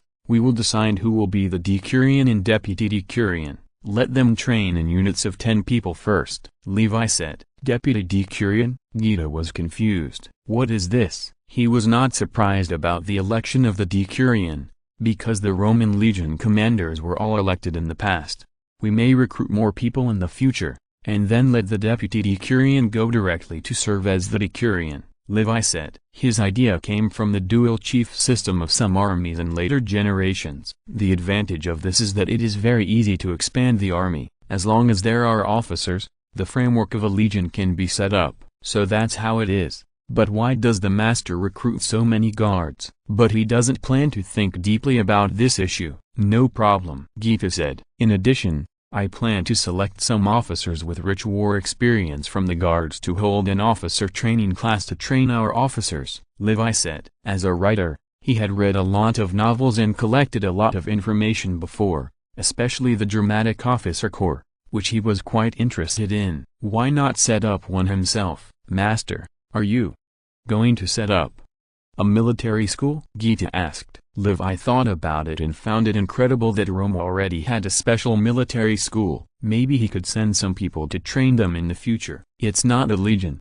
it's just a training class. We'll run one if we have the chance in the future, Levi said. Gita was shocked. To build a military academy? Did the owner have too much money to burn? Don't you know how much it costs to build a military academy? What he didn't know was that Levi would really build a military academy in the future, and it would be the most famous military academy in the entire Mediterranean. He didn't take it seriously, thinking that Levi was just bragging. Yulia, how is the acquisition going? Levi asked. A few days ago, Naples gave him a large sum of dinars, and he finally started his acquisition plan. I bought 2 wineries these days. These 2 can produce wine and mead. They both have 500 huge of vineyards. 1 huge is the land plowed by an ox for 1 day, about 1/4 hectare of land, but the cost is 20% more than the market price, Julia said. In addition, I have acquired 800 huge of land in scattered pieces, of which 500 huge is private land, 300 huge island state land sublease, and 20 huge of land is planted with beets. Part of the land in Rome is state-owned land. Rome rents these lands to Roman citizens and only charges a small part of the fees. This kind of land can also be sublet, and in fact it is not much different from private land. However, this kind of land has restrictions. One person cannot own more than 500 huge of state-owned land. Levi smiled. If he could have so much land in his previous life, he could be a big landlord and live a leisurely life. If you're listening to this novel on a channel other than Fanfic World, it means they downloaded and uploaded it without effort. We cordially invite you to visit our channel, Mundo Fanfic Novelist. There you'll find the original version of this story and you can explore many other novels of various genres. We are waiting for you to immerse yourself in a world of incredible novels. Chapter 15 Cassius. This life is not bad. Not only did he become a big landowner, but he also became a big slave owner. But the world is too chaotic. If he doesn't work hard, he might become someone else's prey. Well done. We try to use Roman citizens instead of slaves when we find people to cultivate the land. We don't need that little money, Levi said. But one of the wineries is suffering from serious losses. There is a large backlog of wine in the cellar. If we don't deal with it, it will probably go bad, Julia said. In ancient times, due to technological problems, wine could not be stored for a long time. The reason why brandy was born was that because of the fear of expiration, the wine was distilled, and brandy was accidentally obtained. Move all the wine here and I will deal with it, Levi said. As for how to deal with these wines, Levi already had a way, that is, to take the opportunity to study the distillation technology. Wine is distilled into brandy, and mead is distilled into rum. Beet is not a full season crop.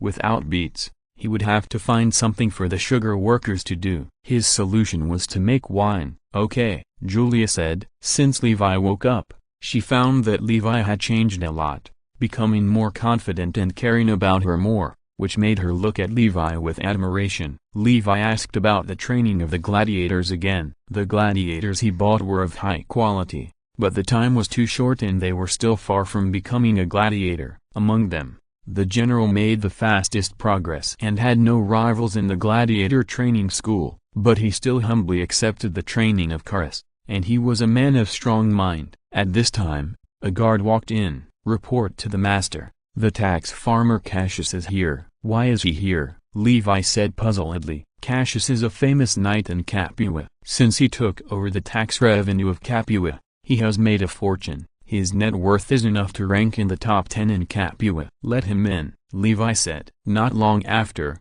a fat middle-aged man with gold rings on his hands walked in with a smile on his face. "Ha ha ha, dear Levi, what you did recently has caused a sensation in the whole of Capua.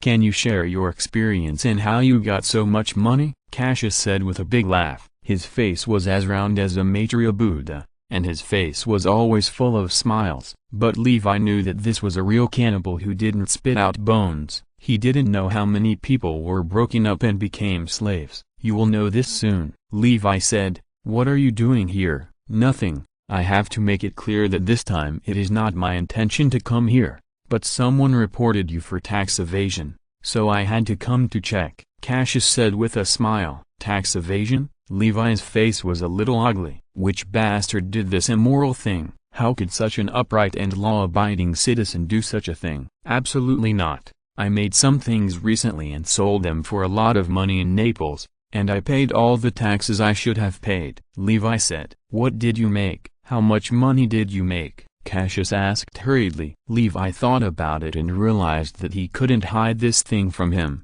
so he told the whole story. "White sugar, is that thing so valuable?" Cassius asked in shock. Levi immediately asked someone to get the white sugar, and then said sincerely, "The production of white sugar is extremely difficult. I have accumulated the production for half a year to sell so much money." He had always wanted to conceal this matter, but he didn't expect that he would be found out in the name of tax inspection. "This is really infuriating. Since people have already known about it, let's ship it as soon as possible." Soon someone came out with some white sugar, and in addition there were some contract documents signed during the transaction. Cassius simply read a few contract documents and put them aside. This was not his main purpose. He picked up the white sugar and tasted it, and his face immediately showed surprise. "Good stuff. It's really good stuff. This is the sweetest thing I have ever eaten." There are not many of these things in Rome now. If someone can transport a large amount of white sugar to Rome to sell,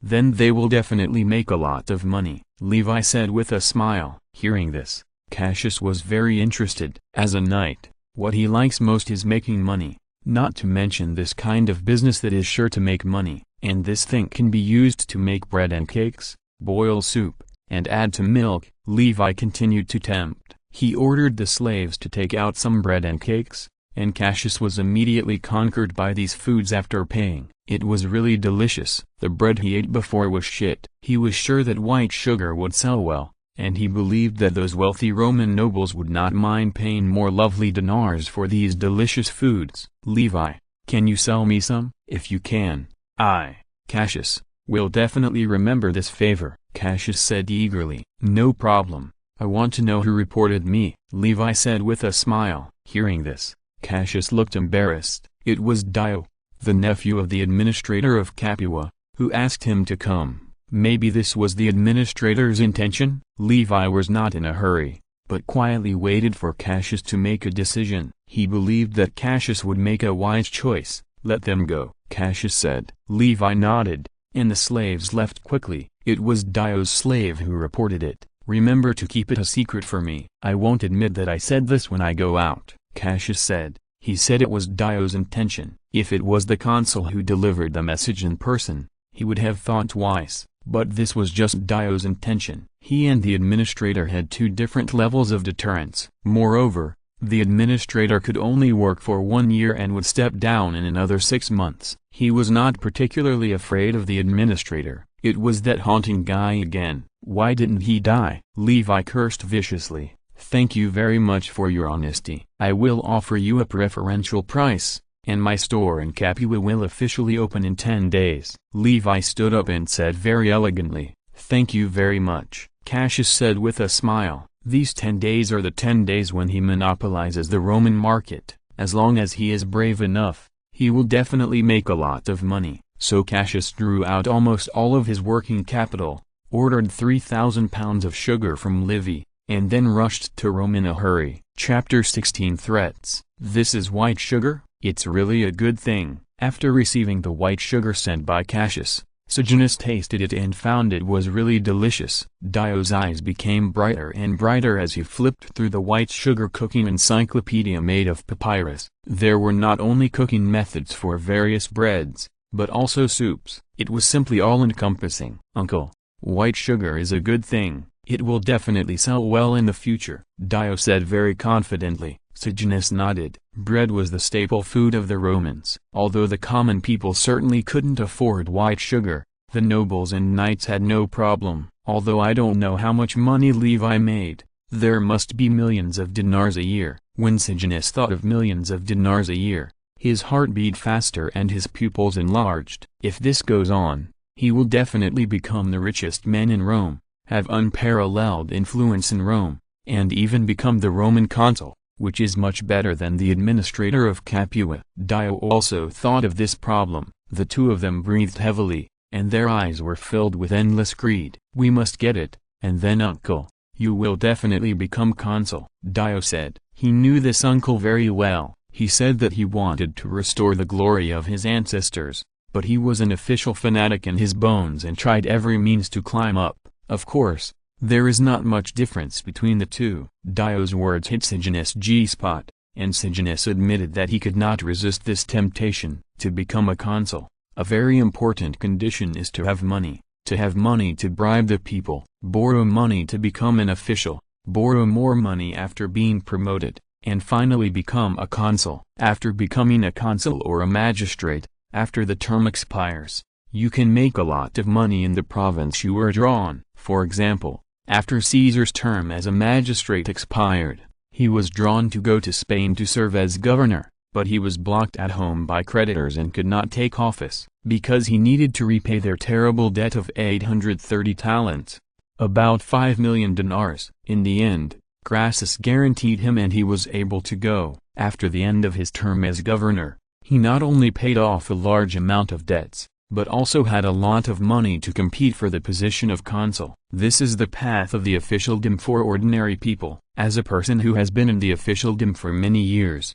how could Sejanus not understand this? Sejanus nodded. "I heard that he recruited a lot of retainers." Dio's face showed a trace of hesitation. "Yes, he recruited 2,000 Capua citizens as guards. In addition, he bought a large amount of land and planned to recruit Capua citizens to farm. I heard that the rent is very low, only 10% of the rent per year." "His ambition is not small," Sejanus said solemnly. "Yes, ordinary nobles would only use slaves to farm, which would maximize the profit. Only those with great ambitions would give those lands to Roman citizens to farm. For example, the big landowner Pompey, in the war between Sulla and Rome, he pulled out 3 legions of troops from his own land in one fell swoop. This is the strength of the big landowner." Sejanus kept calculating the gains and losses. If it was not necessary, he would never offend the knight with more than 2,000 Roman citizens. He would even try every means to please him and make him his helper. But compared with the income of several million dinars a year, this was nothing. Seeing Sejanus's face constantly changing like a chameleon, Dio did not speak. He believed that his uncle would make a wise decision. After a long time, Sejanus's eyes became sharp. "You go to inquire about his news these days, and don't miss any news." "Uncle, you finally decided to do it," Dio said with a smile. "That's right, but this is a hard bone to chew." "I'm afraid I can't eat it alone," Sejanus said. "How is it possible?" "He is just a knight," Dio said. "He is a knight with more than 2,000 Roman citizens, and he has 300 gladiators and hundreds of slaves under his command. Don't underestimate him," Sejanus said solemnly. Dio nodded. "If it was normal times, A knight with more than 2,000 Roman citizens could almost call the shots in Capua. Levi's only weakness was that his foundation was too shallow. He had not established a close relationship with the Roman and Capua high-level officials. Otherwise, even if Sejanus had 100 guts, he would not dare to touch him. "Uncle, who are you going to ask for help?" Dio asked. "Admiral Gutta of Campania," Sejanus said. "Rome has a garrison in Capua, which is the capital of the Campania region. The commander of that garrison is Gutta." "Should we use force when necessary?" Dio asked. Sejanus nodded. This was a big gamble. As long as the gamble was won, the future would be bright. Once it failed, it would definitely make a big enemy. He was just an underage child. I guess he shouldn't have any powerful means. Sejanus comforted himself. With Levi's vigorous propaganda, the news that Levi was going to open a store to sell sugar finally spread. Many people are curious about this sweet thing that can be sold for 30 dinars per pound. It is said that this is the sweetest thing in the world, and it can be so sweet that it makes people sick when used to make bread. In addition, the news that Levi recruited 2,000 family guards also spread. A guard has free food and accommodation, and can get 20 dinars a month. Such a generous salary is staggering. Just the salary alone needs to be paid more than 480,000 dinars a year, plus the purchase of weapons and armor, as well as the wood and stone needed for construction. Levi will spend at least 1 million dinars this year. These are just the news that ordinary people can inquire about. The nobles know more details. He also bought thousands of acres of land. Such a huge wealth is simply crazy. How did Levi make such a huge fortune in a short period of time? This made the nobles salivate. Some nobles tried to see if they could get some benefits from Levi. Bang! Levi threw a cup in his hand to the ground and shattered it. "That damn bastard actually said he wanted to produce sugar with me. Otherwise I wouldn't be able to buy any beets. Does he think I'm a child?" Levi said angrily. Just now, a knight sent a slave to say he wanted to cooperate in producing sugar. There were many threats in his words, which simply regarded him as an idiot. Levi finally felt the deep malice of this world. These nobles acted quickly enough to find out that sugar production requires beets. Fortunately, quicklime was mixed in the building materials and they didn't find it. Geta couldn't help rolling his eyes. "But you are indeed a miner." "Fortunately, we bought a lot of land planted with beets in advance, otherwise they would really strangle us," Yulia said with admiration. Chapter 17 Visit. Some time ago, Levi asked her to buy the land planted with beets at a high price, and now it has finally paid off. Levi didn't think it was a big deal. He had seen many such things in his previous life. In his previous life, after the explosion of Samsung mobile phones almost faded out of the Chinese market. But the income skyrocketed. The reason was that the price of Samsung memory sticks increased several times, which made the Chinese disgusted, but they could only accept the slaughter.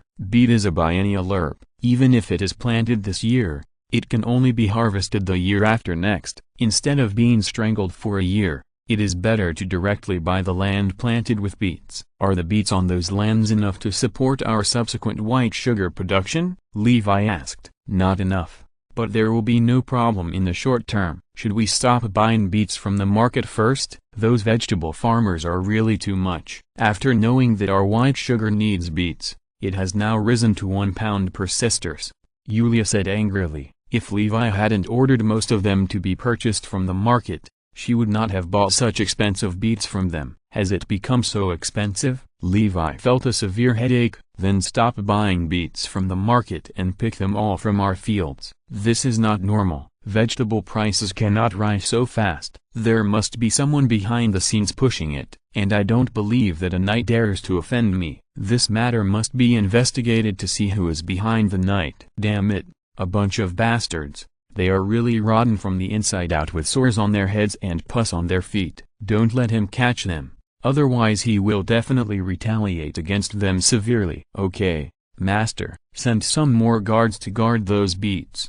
Don't let the enemy destroy them," Levi said to Geta. He has always been willing to speculate the enemy with the greatest malice. "Those guards will not fight in a short time, so it is better to let them guard their own vegetable fields while training." "Okay," Geta said. "Do you think we should recruit more guards?" Levi thought for a while and said, Feeling the malice of those nobles, he became even more uneasy. Geta and Yulia looked at each other in bewilderment. They already had 2,000 family guards. Would they have to go to war to recruit more guards? How much money do we have now? How much sugar do we have? Levi planned to calculate his own assets first. Kuma and Brindisi recently sent us a sum of money. We currently have 200,000 dinars. We still have 30,000 pounds of sugar in stock, Yulia said. Because she was in charge of the family's accounts, she knew how much Levi spent. Weapons and armor were produced like a stream, and building materials and food were consumed continuously. The salaries of the guards, plus the purchase of some land, all devoured Levi's wealth in large quantities, so Levi's wealth did not increase much. Is it okay to recruit another 2,000 guards? Levi asked. No problem, but it's too high profile. The garrison in Capua doesn't have that many people, Yulia said. She really didn't understand why Levi wanted to recruit so many people. We don't need so many people at all. It's a waste. The situation is very sensitive now. Recruiting guards on such a large scale will arouse people's imagination, Geta said. Levi also felt that this was indeed too high profile. Kinney had already recruited a large army to prepare for the expedition to Greece. The domestic situation was very tense now, and the remnants of Sulla were being searched everywhere. What do you want to do by recruiting so many guards? Do you want to rebel? Levi felt a little guilty, because he really wanted to rebel with Sulla, unlike some people who were just implicated by Sulla. For example,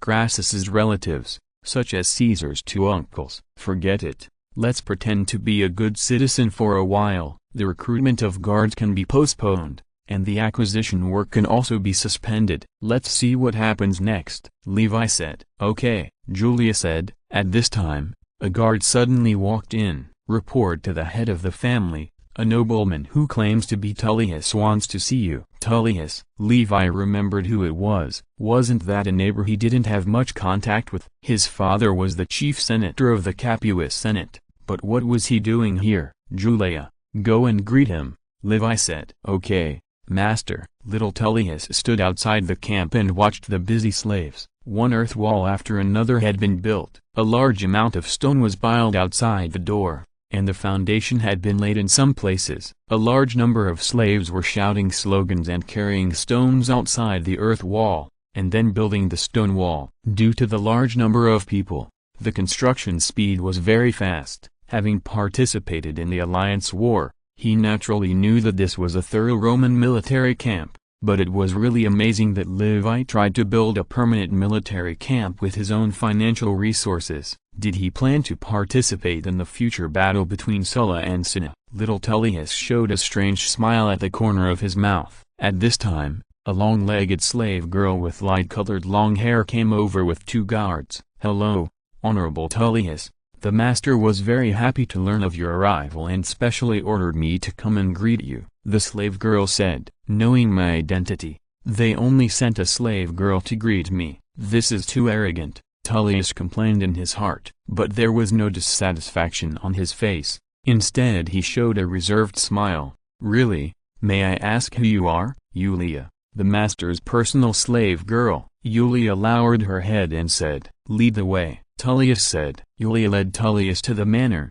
and Tullius looked around from time to time. One by one, the wooden barracks have been built, with a large number of training grounds and stables. Some guards are conducting various training in units of 10 people, but this place seems a little small, and it is a bit crowded to accommodate these people. The sound of ding ding dang dang came from a distance from time to time, and Tullius immediately recognized it as the sound of iron forging. Tullius looked into the distance and found that a large area was enclosed by a high wall. The sound of iron forging came from inside. I'm very sorry, it's too messy here, Julia said apologetically. It's okay. I didn't expect your family to become so prosperous, Tullius said. Did your master really recruit more than 2,000 retainers? Yes, Julia said. So many. Tullius showed a trace of surprise on his face. Levi's retainers paid a lot of real money, unlike other families, which could only provide some conveniences, and the control over retainers was far less strict than Levi's. Moreover, retainers have rebelled against their patrons. For example, Marius' patron did not want to see Marius elected as consul, but Marius still did it. Marius even sued his patron, and in the eyes of some nobles, he was a retainer with bad character. Chapter 18, Testing. Are you planning to sell weapons? Why did you hire so many blacksmiths? Tullius' eyes flashed. Capua's weapons business is mainly done by their family. Is he planning to intervene in his own field? There is no plan for the time being. They only make weapons for gladiators and guards, Julia said. Tullius's face was slightly relieved. He said nothing more and followed Julia to the distance. Soon they came to a newly built courtyard outside the manor. The courtyard was a bit messy, with no pool or garden. It was decorated with busts of gladiators. They should be successful gladiators in their family history. Many gladiator school owners like to do this. Those nobles are completely different. They like to put statues of their ancestors at home. For example, the most famous Scipio family. Once the statues of Scipio and the statues of the consuls in history are displayed, the style is simply amazing. Enough to make anyone feel the background of the top nobles. Passing through a corridor full of guards, they came to a hall. A precious Nenmu round table was placed in the hall, surrounded by 3 long couches with bronze legs. Romans like to lie on the long couch to eat or chat. A young man wearing a linen shirt and short black hair stood beside him and looked at him quietly. "Hello, respected Mr. Tullius, I am very happy to see you," Levi said. Tullius is now in his 30s. But he still looks very young because he has taken good care of himself. He is wearing a white toga, behaves well, and looks very well educated. "Hello, dear Levi," Tullius said. "I have heard of your reputation for a long time. This time you purchased a large number of weapons in my store, and I came here specially to express my gratitude." Levi was a little surprised. He glanced at Julia, who nodded. He didn't expect that the weapons they bought were actually purchased from the Tullius family. "This is really fate, because the quantity you ordered is too large. I am afraid it will take some time for us to prepare the stock," Tullius said with a smile. "Well, just deliver it as soon as possible. How long do you need?" Levi motioned him to sit down, and Tullius immediately found a long couch and sat down. "It will probably take 5 days." "Okay." Levi thought for a while and said, "You are such a magnanimous person. May the gods bless you," Tullius said with a smile. After that, he motioned to the slaves behind him to open the box, and a dagger appeared in the box. "I heard that you like to collect all kinds of weapons, so I bought a dagger. This is a dagger made by a famous craftsman in Rome. It is very good to use. I hope you like it." Levi was a little surprised. He didn't expect Tullius's intelligence work to be so good. In the past, Levi really liked to collect all kinds of good swords, but few people knew about it. "I didn't expect that he would find out about it." "Is this the strength of the old nobles?" He picked up the dagger and drew it out of the scabbard. The whole dagger was like a pool of autumn water, emitting a deep light. "Good sword," Levi said in surprise. In fact, this dagger is far from the standard steel sword in his mind. It was just a face-saving gesture. "This is the sword of a nobleman in the last Punic War. The nobleman used it to drink the blood of the Carthaginians and made great contributions to Rome," Tullius said with a smile. This is a gift he carefully selected. It can not only reflect the heritage of the Tullius family, but also not cost too much. It is really very suitable. It turned out to be an antique, so it has some value, Levi thought. Levi asked someone to take the dagger, and then the two of them lay down. Several slaves served some fruit desserts. Tullius looked at the cakes and his eyes lit up. "Is this the cake you made with white sugar?" "Yes. These things taste good. Welcome to taste them," Levi said with a smile. Tullius took a piece of cake and took a bite. "It's really good. It's worth selling for 30 dinars per pound. I think it won't be long before white sugar will become a must-have for aristocratic banquets." In fact,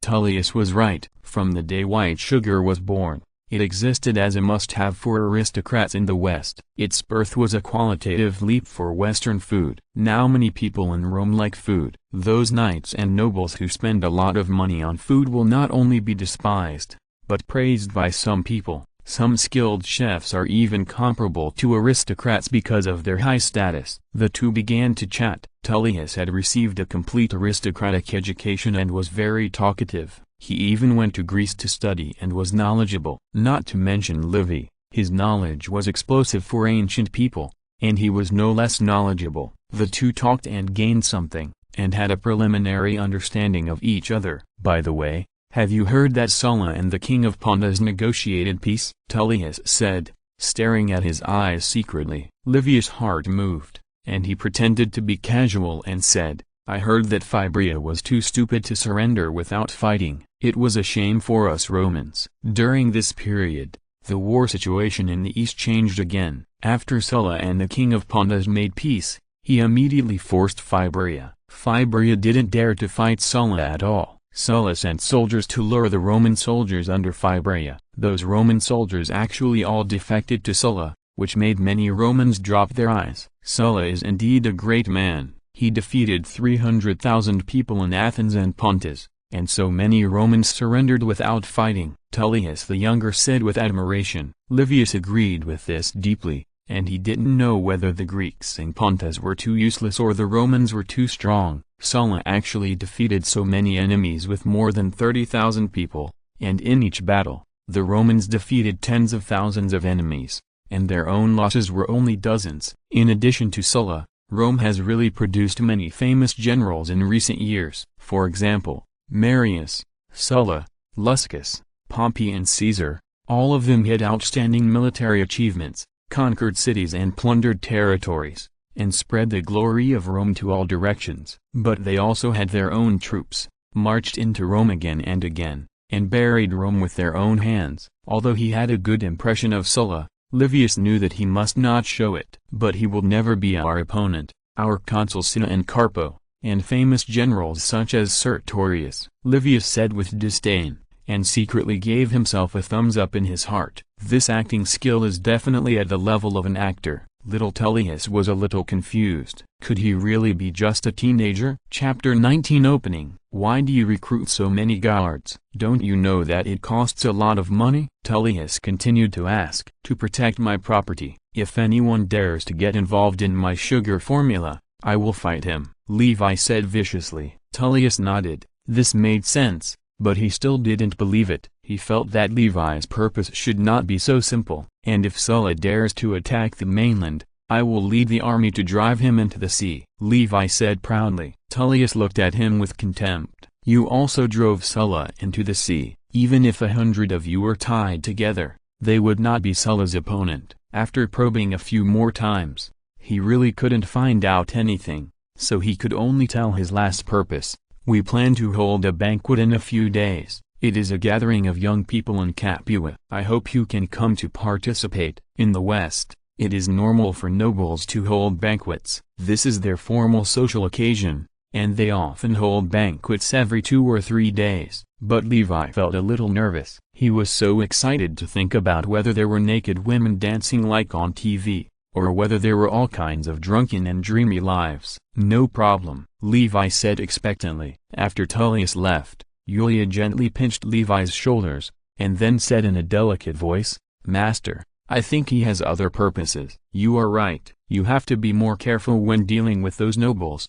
otherwise you might be sold by them and count the money for them. Levi also took off his disguise. It was so damn tiring. He didn't like dealing with nobles, but reality forced him to do so. He suddenly remembered that this was the upper class that many people in the previous life pursued. A few days passed in the blink of an eye, and Levi's shop in Capua finally opened. The shop was not big, covering an area of about 100 square meters, but it was located in the core area of Capua, which cost Levi a lot of dinars. Levi sells luxury goods, so the style is naturally high. The main commodity for sale was sugar, in addition to a small amount of cakes and bread, which was mainly for the promotion of sugar. Several actors danced to the music, attracting the applause of the surrounding crowd. 10 guards wearing patched armor hung short swords on their waists, looking at the crowd majestically. Behind them was a marble wall, and the gate was made of bronze wrapped in silver. Under the sunlight,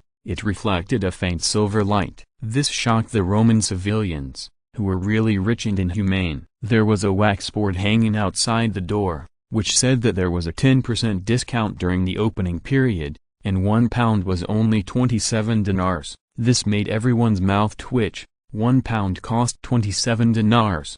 This was just robbing money. Such an expensive price scared away most people, and they only dared to discuss it in a low voice outside. If I had money, I would definitely buy it. I heard that the people of the Sykes family said it was delicious and so sweet that it was sickening. If this thing is added to the bread, it will be even more delicious, not to mention eating it. Just smelling it is so sweet. That's right, even if I don't eat it myself, it can be sold for a lot of money if it can be shipped to Rome. If I had money, I would definitely ship it to the Parthian Empire. Parthian Empire, it is a powerful empire. The price can at least triple there. Triple? More than 5 times. The royal family and nobles there are very rich. In fact, shipping it to Egypt is not bad either.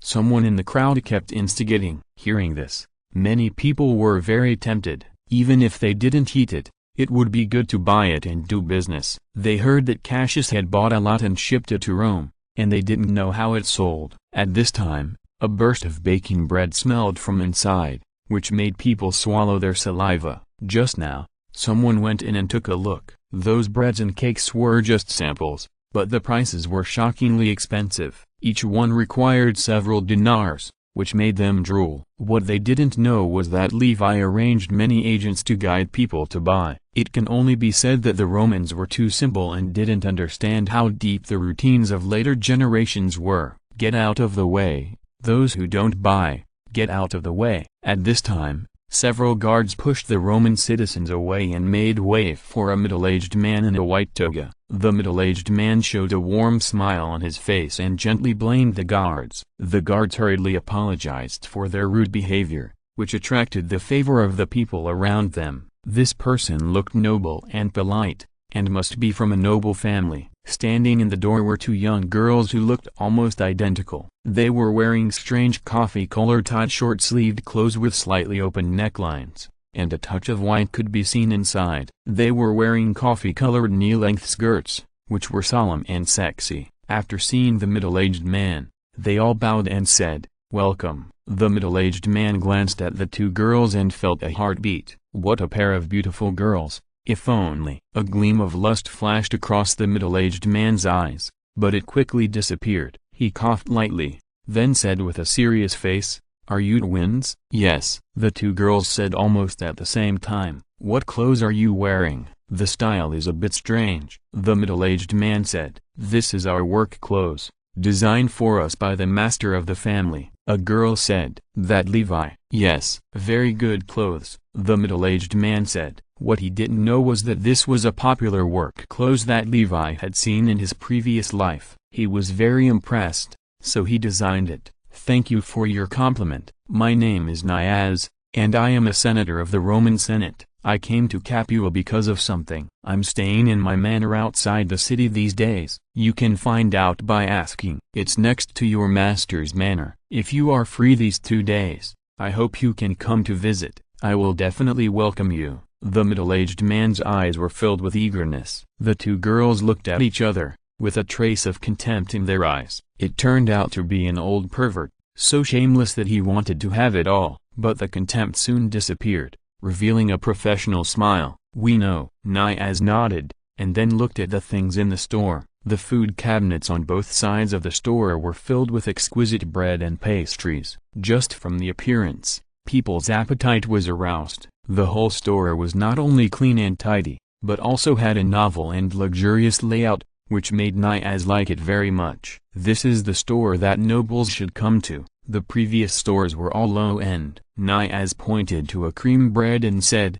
"Is this the bread you made with white sugar?" Chapter 20 Scipio. "Yes." A pretty waitress wearing the same clothes behind the counter said. Niaz took a look at the price. 1 piece actually cost 10 dinars. But he didn't care about this price at all. What's more, there was a beautiful woman in front of him, so he had to show off. So sometimes beautiful women are productivity. "Give me 1 piece, Niaz said very generously. "Okay." The waiter picked up a piece of bread with a clamp made of 2 pieces of wood, put it on a tray, and then put it on the top of the counter. Niaz secretly praised that he didn't grab it with his hands, and the details were well done. Niaz tasted it, and a soft and sweet feeling bloomed in his mouth. It was indeed much better than bread without sugar. Buy me 2 copies of all your bread and pastries, and then wrap them up. Niaz thought of the respected guests in the manner and said lightly, "Okay," the waiter said with a look of surprise. He didn't expect him to be so rich. 2 copies of everything would cost more than 100 dinars. These nobles really have a lot of money. Niaz walked to a wooden bowl again,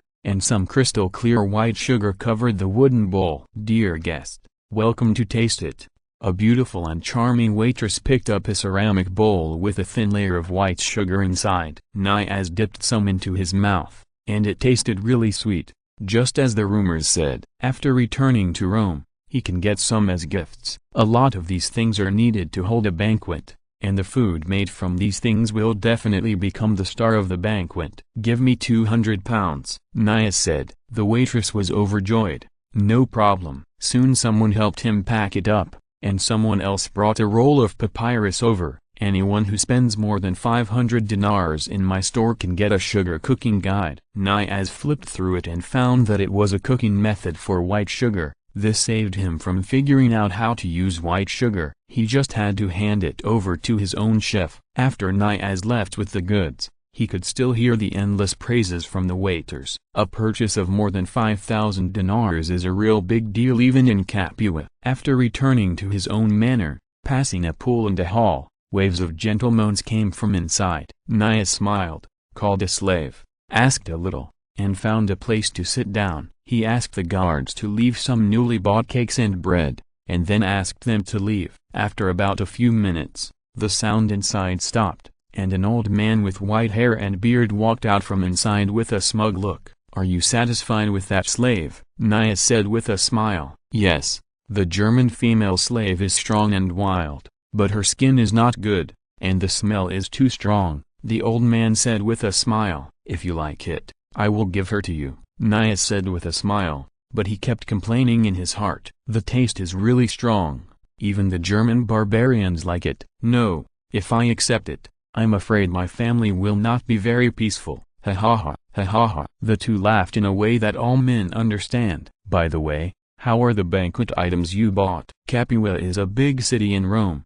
and this banquet is very important to me," the old man said. "Don't worry, everything has been bought, and this banquet will be foolproof," Niaz said. The old man's name is Scipio, and he is a descendant of Scipio the Great and Scipio the Great, who made great contributions to the Punic War against Carthage. He has an extremely high prestige in Rome. This time he came to Capua to fight for the position of consul next year, hoping to get the support of the nobles and powerful people in Capua. "This time I heard a piece of news that Capua has a very interesting night. He made something called white sugar, which is very sweet and can be used to make bread and cakes. He made a lot of money from white sugar." Niaz told Livius everything. "Oh, he actually recruited 2,000 Roman citizens as guards?" Scipio's eyes lit up.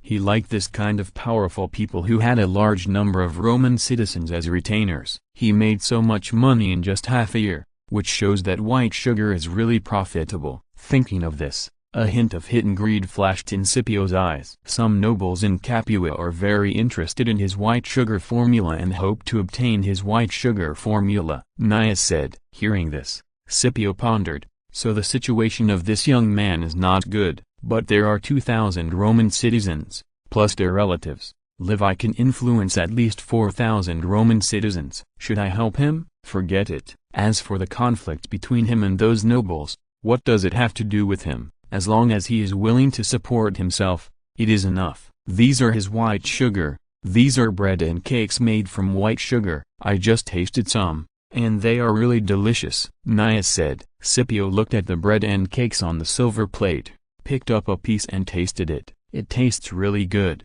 much better than ours. I have to prepare some for this banquet anyway. After just a few bites, Scipio found that he completely liked these breads. It was really loose and soft, and sweet and delicious. I have already bought 200 pounds of sugar, which is definitely enough for the banquet. In addition, they also gave me this, which is just right for my chef to learn. Niaz took out the cooking encyclopedia. Scipio flipped through it and said, "It's a very good thing. I should buy some later. Do you think we should invite him to the banquet? Why not? Livius didn't know that because of the competition for the next consul, he had already entered the vision of the top Roman nobles. While Nias was buying sugar in Capua, Livius was also busy with a very important thing in his manor, that was stewing steel and solid carburizing the block of iron. A small furnace had been built in the manor where Livius used to live, which was about the same size as the furnace in Spain. The iron smelting technology in the West was backward, and the furnace was too big to melt the iron ore. China experienced a long Bronze Age. In order to smelt huge bronze vessels such as the Simawu large square tripod, it accumulated a very high smelting level and was able to make the furnace temperature very high. Therefore, as soon as it entered the Iron Age, it had a very high smelting level. Moreover, solid carburizing requires that the temperature cannot be too high. Modern steelmaking requires that the temperature cannot exceed 900 degrees, which is slightly lower than the 1000 degrees of block iron making. At this temperature, steel will not melt. Chapter 21 Stewed Steel. Under Levi's command, a slave craftsman put firewood into the furnace one by one. Charcoal and coke are impossible, otherwise the pig iron will be melted directly, which is not called carburization, and even the catalyst will be integrated into the pig iron. The craftsman made some containers made of crucibles,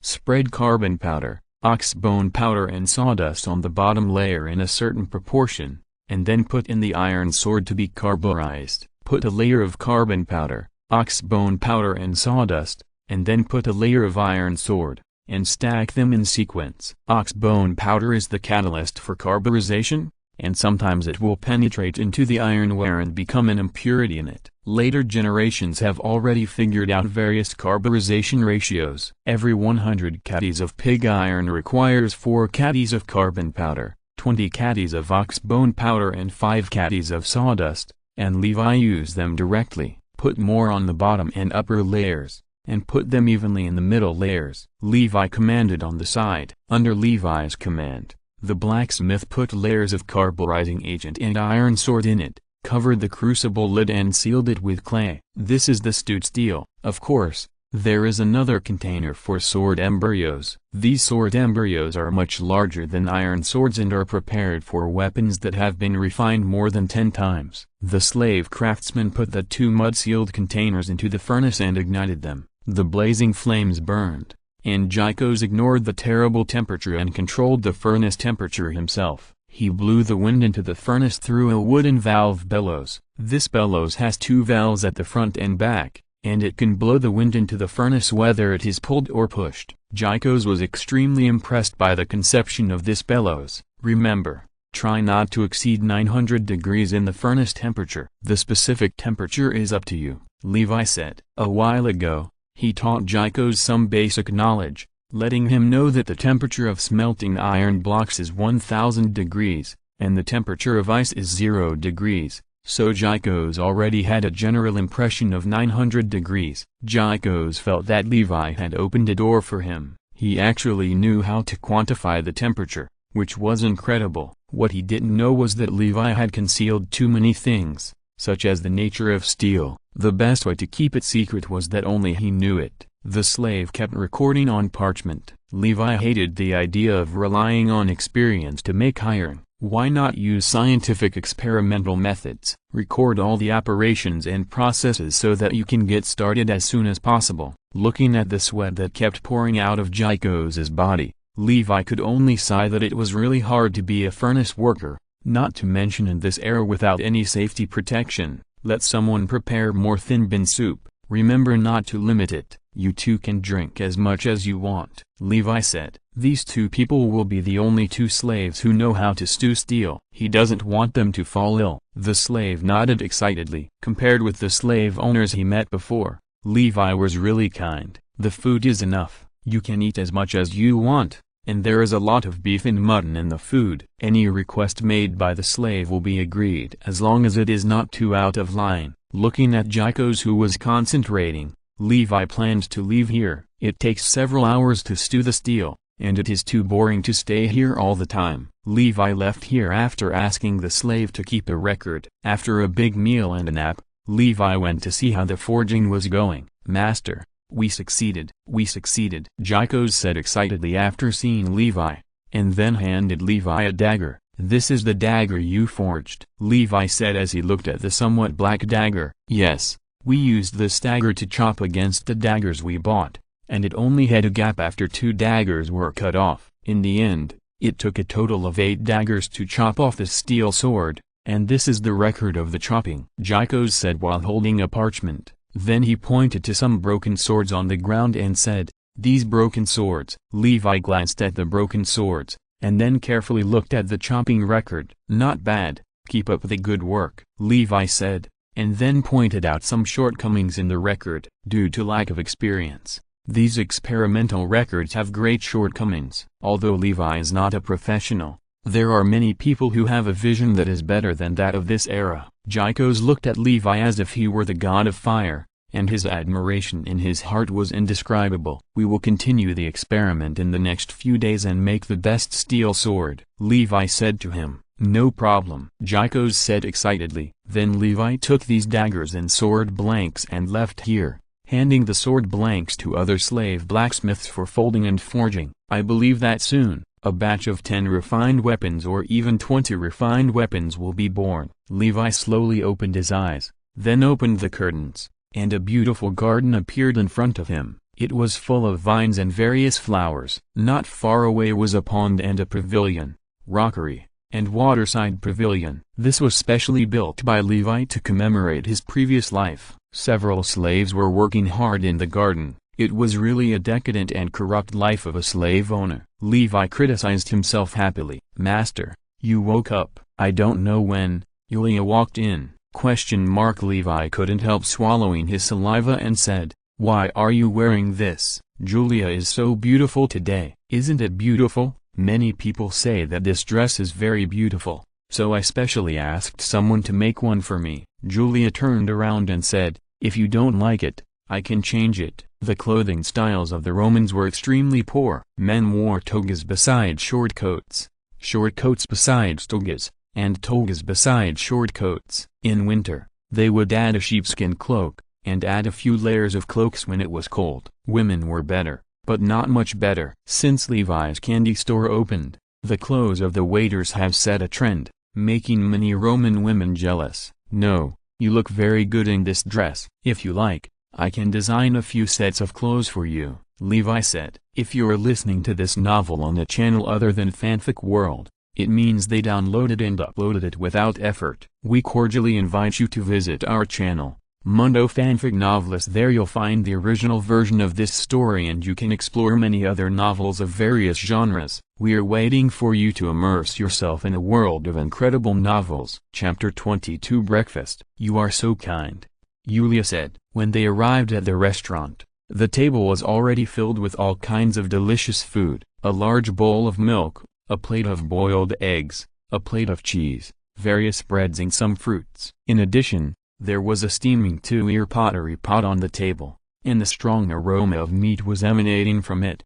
Julia took out some pork from it, carefully cut them into minced meat, then cut a pancake, put the minced meat into the pancake, and put it on a plate in front of Levi. This is exactly the regime that everyone knew in his previous life. After coming here, he missed the food of his previous life very much, so he tried every means to make some of it. The pork is real suckling pork, and it is slaughtered after bleeding. Western pigs are not castrated, and pork smells very bad. Therefore, Levi can only set his sights on the suckling pig, and it must be said that the suckling pig tastes really good. However, Levi has acquired several ranches, specializing in raising pigs, cattle and sheep for himself. There is no way. The slave owners are so cocky. After drinking a cup of colostrum, which is sweeter and better for the body than ordinary milk, Levi found that he had really fallen. "You should sit down and eat with us. I can't finish all this food by myself," Levi said to Julia. "I need to serve you, master."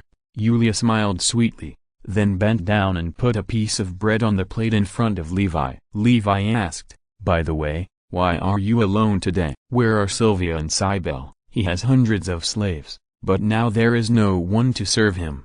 Julia's hands froze, and she said softly, Everywhere is very busy recently. The cafeteria needs manpower. I asked them to go to the cafeteria to help. Then she lowered her head, not daring to look at Levi. Levi rolled his eyes. He seemed to smell something sour, and she was getting more and more daring. She even dared to send her own female slave to the cafeteria. But he did not blame her. Coming from the future, he fully understood her thoughts. Transfer them back in a few days, and you can recruit some Roman citizens for the cafeteria, so they don't have to do it. Levi said. I see. Julia's head was lowered lower and lower. She felt that today was too embarrassing. How is the sales of white sugar these 2 days? It's selling very well. Capua alone sold 250,000 dinars. A few days ago, the Sykes family held a banquet and used bread and pastries with added white sugar. The result was well received. The nobles and knights of Capua bought a lot of white sugar. Speaking of white sugar, Julia immediately became very excited. Levi nodded repeatedly after hearing this. He never doubted the sales of white sugar. It is still a small amount if you eat it yourself, and it is even more extravagant and wasteful to hold various banquets. It is better to make too much and throw it away than to let the guests have nothing to eat. You are going to the Tullius family banquet tomorrow. Is there anything you want to prepare? Julia said. Just prepare some rock sugar. Levi said. You have to prepare some gifts when you visit someone, and he decided to give the small amount of rock sugar he had just tried to make as a gift. Okay then. After finishing his meal, Levi walked outside. A large number of guards were training. The training of Roman soldiers was actually similar to that of gladiators, which included basic physical training, running, weightlifting, training with daggers, javelins and spears. The Roman soldiers only had more Q training. Levi taught them the Q training of his previous life. Although many people were puzzled at first, when the results came out, even Geta flattered Levi and called him a natural military god. Western armies attach great importance to Qs, such as the Macedonian infantry phalanx and the Roman infantry phalanx. Anyone with a little knowledge knows the importance of this kind of training method that can produce immediate results. Now what Levi has to do is to check the internal affairs. Many people are very puzzled by the fact that a certain army in later generations had to fold the quilts into tofu blocks, and they believe that this does not help to improve combat effectiveness. In fact, not only a certain army, but even the European and American armies have extremely harsh internal affairs requirements. The U.S. military is good at shoe polishing, and has a complete set of detailed shoe polishing standards and regulations. The shoes must be as shiny as a mirror, so that mosquitoes can't stand and slip, and flies have to split their legs when they go up. The traditional project of the French Foreign Legion is to require soldiers to have 14 ironed lines on their shirts. The length and spacing must be controlled to the millimeter unit, 5.3 millimeters long and 3.5 millimeters wide, which is comparable to the tofu block quilts of soldiers in a certain country. If they are ironed crooked, they have to be reworked. The officers in charge of inspection sometimes directly crumple the clothes and throw them out of the window. They have to wash them and iron them again. Some recruits didn't sleep for 3 days and 3 nights to make qualified shirts. The reason is simple, all to smooth the edges of soldiers and make them qualified screws in the army. Chapter 23 Banquet. The army is like a machine. Only when all parts run smoothly can it exert its most powerful combat power. Roman soldiers of this era were sometimes difficult to manage. Lucullus, a famous general under Sulla, later attacked the king of Pontus and won many battles. After entering the territory of Greece, they were afraid that they would disturb the people, so they were not allowed to enter the town, but were ordered to rest outside the town. In addition, the money distributed to the soldiers was less, so the Roman soldiers collectively disobeyed orders and stopped fighting. When Crassus was defeated and encountered difficulties, he was forced by his soldiers to negotiate with Parthia before he was at the end of his rope. Crassus shouted to all the officers, all Roman officers present, "You can see that the reason I went there was not because of lies, nor did I know that I would be humiliated and persecuted. If you can escape with your life, you can tell everyone." Crassus's death was not due to the enemy's trick, but to the indiscipline and disobedience of his compatriots. In the end, Crassus was killed by the Parthians during the negotiations. Livy did not want his men to become the kind of undisciplined soldiers, so he attached great importance to military discipline. After a brief look at the training of the guards, the decapitators gathered their strength when they saw Levi, and shouted at the guards loudly, wanting to show off in front of Levi. A few days later, all the guards will have a big competition between the decapitators and deputy decapitators to select the centurions and deputy centurions. This is very rare in the Roman army. Positions above the centurion are often held by knights and nobles. Many knights and nobles start at the lowest centurion when they join the army. For example, Caesar was a military tribune in charge of 600 people when he first entered the army. It was difficult for ordinary civilians to be promoted to centurion. What's more, the monthly salary will double for each promotion, and a centurion can get a monthly salary of 80 dinars. And they heard that the military tribune will also be born among the centurions and the reserve officer corps. Honor and money stimulate these decapitators to show themselves like peacocks with their tails spread. Geta discovered Levi's arrival and immediately ran over with a smile on his face. "Master, you are here. How are they training?" "It's okay," Levi said expressionlessly. "By the way, take me to the barracks. I want to check the internal affairs." Geta's face immediately fell. Not only him, but even the guards didn't understand why Levi was so obsessed with the internal affairs. Seeing Levi walking towards the barracks,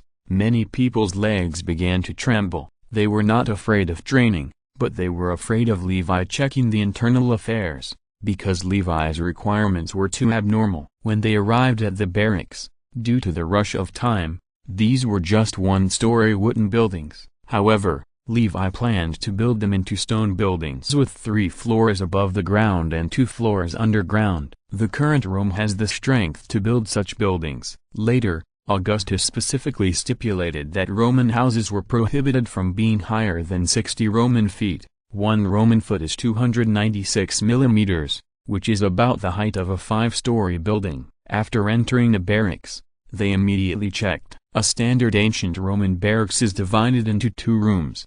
The inner room is used for sleeping, and the outer room is used for equipment. Originally, a squad consisted of 8 people, but after Marius' reform, it became 10. Therefore, 5 double-decker beds were placed in the inner room, and there was also a table for the soldiers to play. Levi first came to the outer room and saw some messy toiletries. He immediately said very dissatisfiedly, "This, throw it out, and this, throw it out, throw it all out." One by one, the guards came forward and threw those things out. This was just the beginning. After entering the inner room, they immediately smelled a strange smell. Levi quickly covered his nose. "Why does it smell so bad?" Then he found a few short clothes hidden under a bed, and waves of sweat odor came from inside. "Go back and ask whose it is, and let him clean the toilet for 2 weeks," Levi said bluntly. A clerk used a wax board to record Levi's orders. Seeing things being thrown out mercilessly, Geta was as dejected as a defeated soldier. "Dear master, is it necessary to be so serious?" The centurions who were training outside were also worried to death. Internal affairs accounted for a large part of the assessment. Once the internal affairs were not up to standard, it was basically impossible to be promoted to centurion. Seeing things being thrown out one by one, a centurion felt dizzy. "It's over, it's completely over." After inspecting several barracks,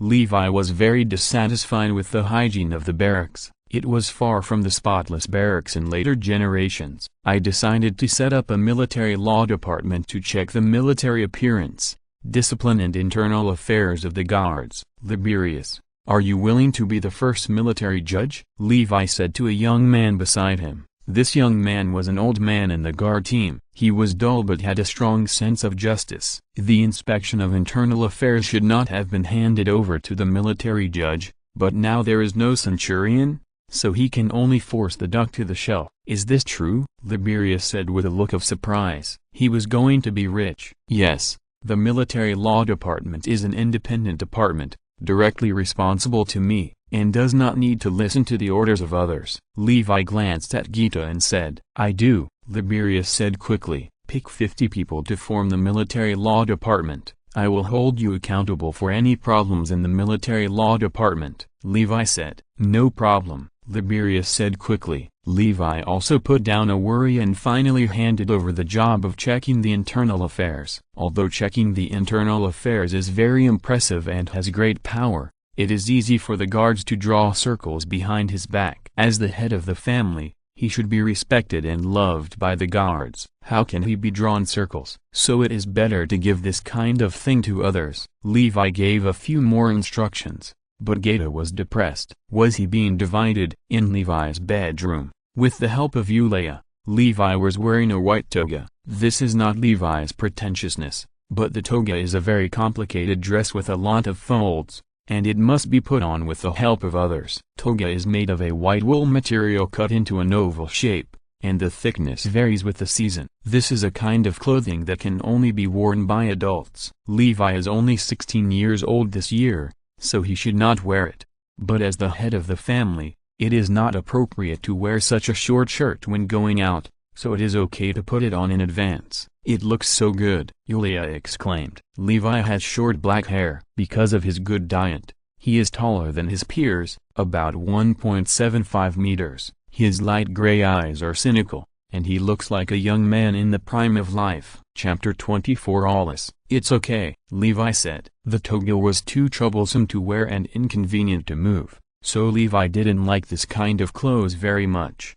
Yulia rolled her eyes at him. She felt that Levi was becoming more and more pretentious. The guards and carriages are ready and can set off at any time. Then let's go. Long live Levi, long live Levi, long live Levi.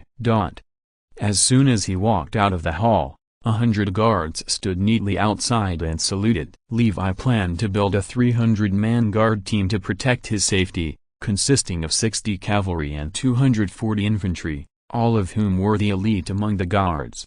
However, due to limited conditions, this guard team has not yet been formed. Let's go now, Levi said. Soon the team set off, and Levi and Yulia sat in the carriage. Levi's manor was not far from Tullius's manor, less than 2 kilometers away, and soon Tullius's manor was in sight. Seeing Levi's huge team, Tullius was a little amused. Is it necessary to bring so many people with you? Of course it is necessary. Capua is not safe. There are often attacks. I just want to protect my own safety, Levi said with a smile. Tullius knew that he was attacked by Dio, so he didn't care. After entering the manor, Levi knew what the noble manor looked like. It was a luxurious manor with Greek style. There was a garden-style courtyard in the center, where all kinds of flowers were competing for beauty. In the center was a huge pool, where many rare fish species lived. The courtyard was surrounded by corridors separated by a large number of stone columns. Slaves were working hard. When they saw Levi and the others,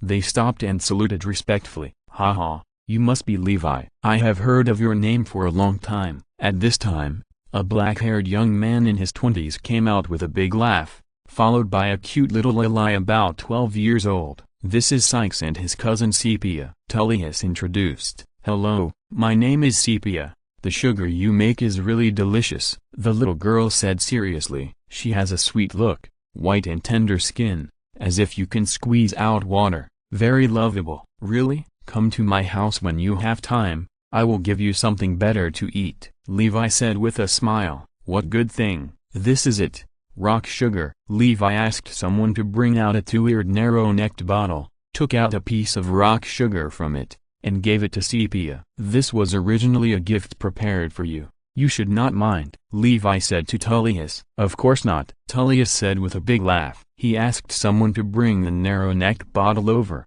and made a piece for himself and Sykes. It's delicious. Sepia chewed it with a sweet smile on her face. Tullius and Sykes were eating in their mouths, but they were shocked in their hearts. Unlike Sepia, who only knew how to eat and drink, they all realized the huge economic benefits from it. Another industry with a value no less than white sugar. This is made of white sugar. The process is very difficult. Only a dozen pounds have been made so far, and this is a large part of it, Levi said. Anyway, no one knows about this thing, so he can brag about it. How much do you plan to sell it for? Tullius asked. For now, 100 dinars per pound. If the process is improved, it may drop to 50 dinars per pound, Levi said. For now, his slaves will make white sugar with all their strength. Only after the beet season is over, he will make a small amount of rock sugar. Tullius and Sykes both took a breath of cold air. Black. It's really too black. This rock sugar is more expensive than silver. What a precious gift, Tullius said in admiration. This is much more expensive than the long sword he gave him.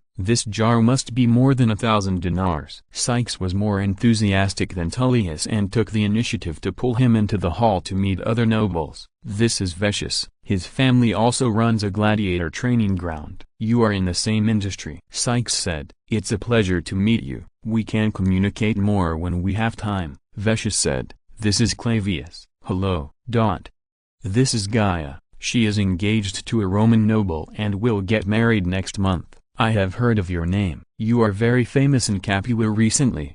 A beautiful girl who was less than 20 years old said, looking at this girl who later became a widow and was finally killed by Tullius. Levi smiled slightly. Nice to meet you. He glanced at Tullius and found that Tullius's face was indeed a little unnatural. It seems that Tullius is indeed a crazy pursuer of Gaia. There are only 20 or so people here, but they are basically descendants of Capua's dignitaries. In the past, Levi only heard of them and rarely saw them in person. He can be regarded as entering the circle of the upper class. Tullius, I didn't expect you to invite even such a nouveau riche. I am so disappointed. At this time, a young man holding a glass of wine said with a sneer on his face. Hearing this, the hall immediately became quiet. Some people looked at Levi with a joking look on their faces. Even if their parents told them to, they were still quite unhappy with Levi, who had become famous. Aulus, don't say that, Tullius said with a frown. He was really too disrespectful. Who are you? Levi said with a cold face. Aulus Claudius Gutta, son of Campania Admiral Gutta. The young man said proudly. Levi narrowed his eyes. It turned out to be this bastard. Some time ago, someone proposed to cooperate with him to produce white sugar. Later, he found out that the knight was Gutta's retainer. From then on, he became interested in Gutta. Unlike the administrators who were replaced every year, the Campania admiral held military power and was directly appointed by Rome. He often worked for a long time. Unless Levi could directly influence Rome, he would have no way to deal with Gutta. Chapter 25 Conflict. So he is a person who can only rely on his father's legacy. Levi sneered disdainfully. He would not tolerate such a person. Not to mention him, he would not be afraid even if his father came. What did you say? Aulus could not help but get angry. Levi, an ordinary knight, dared to say that to him. Are you slandering the glory of my family? Are you deaf? I was obviously talking about you. Why are you acting like an idiot? You bastard, I will kill you. After saying that, Aulus was about to rush over, but was stopped by others. Aulus, calm down, don't be like this.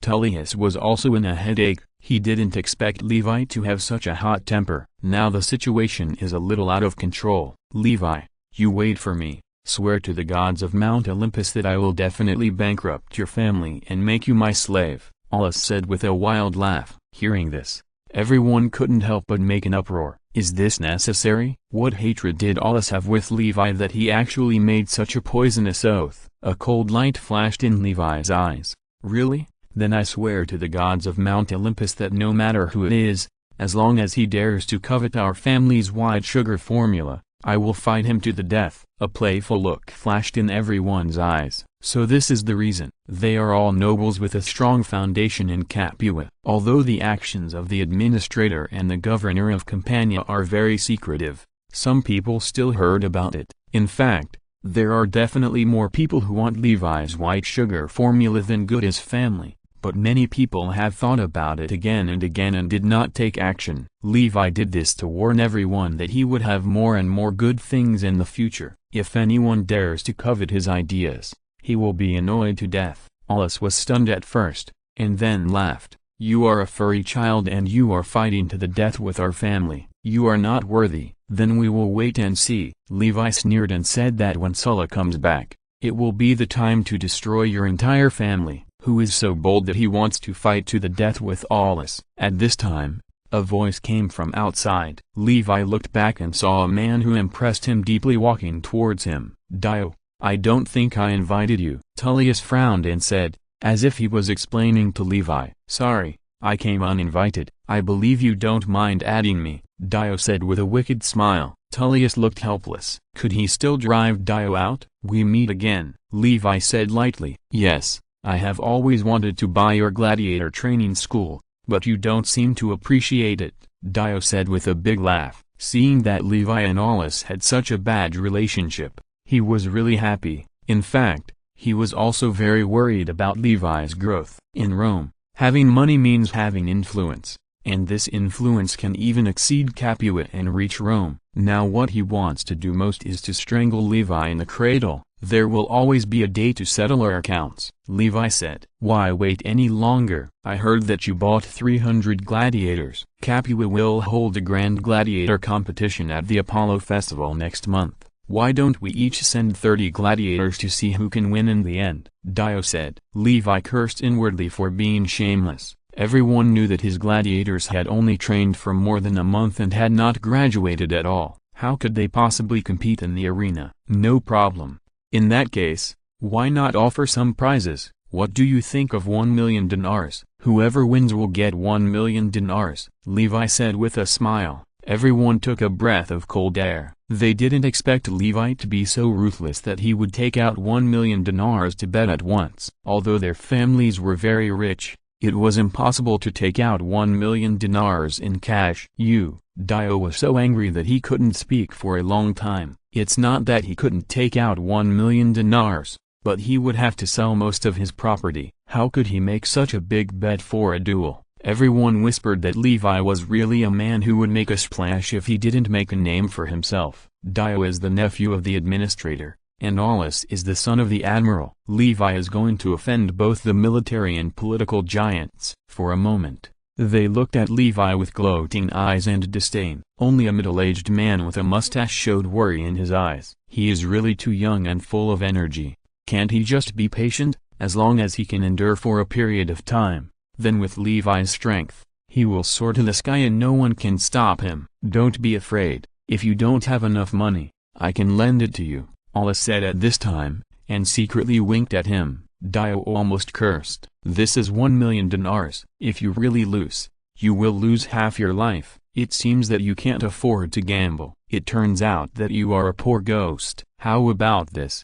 Then bet a smaller bet. How about 100,000 dinars? Levi said with a mocking face. "Poor ghost. Someone actually said that I am a poor ghost." Anger clouded Dio's mind for a while. "Okay, I promise you," Dio said angrily. "Everyone is a witness. We all guarantee it with the honor of our family," Levi said with a smile. "Okay, guarantee it with the honor of our family." Dio looked at him fiercely and said word by word. He knew Levi's plan very well. It was nothing more than using money to buy gladiators from the gladiator training school. But could he live to the Apollo festival? Thinking of this, Dio sneered again and again. At this time, Aulus walked up to Aulus and winked at him, and the two walked out the door. "This damn bastard is too arrogant. I would have killed him before." Dio cursed bitterly. "If I had killed him before, the white sugar formula would not have appeared in the world," Aulus said with a smile. Dio thought about it and said cautiously, "What do you think about us finding a way to kill him?" "This is too difficult," Aulus said, "unless we can send an assassin to assassinate him. The key is that there are too many Roman citizens under Levi, and killing them will have a huge impact. Once they make a fuss, maybe all of Rome will know about it. Of course, it would be great if he could be killed quietly. You'd better find a way to convince your father to agree to that plan," Dio said. "Don't worry. After what happened today is spread, my father will have no way out," Aulus said with a smile. Thinking of Levi's huge wealth, he was salivating. As long as he could get the method of making white sugar, Aulus would have a great influence and might even become the consul. Let's toast to a bright future. Cheers. End of this chapter. Thank you very much for reaching the end. Don't forget to like. Looking for more exclusive content and immediate access? Subscribe to our Patreon. Remember, every like, subscription, or donation encourages us to continue. Thanks to everyone. See you in the next video.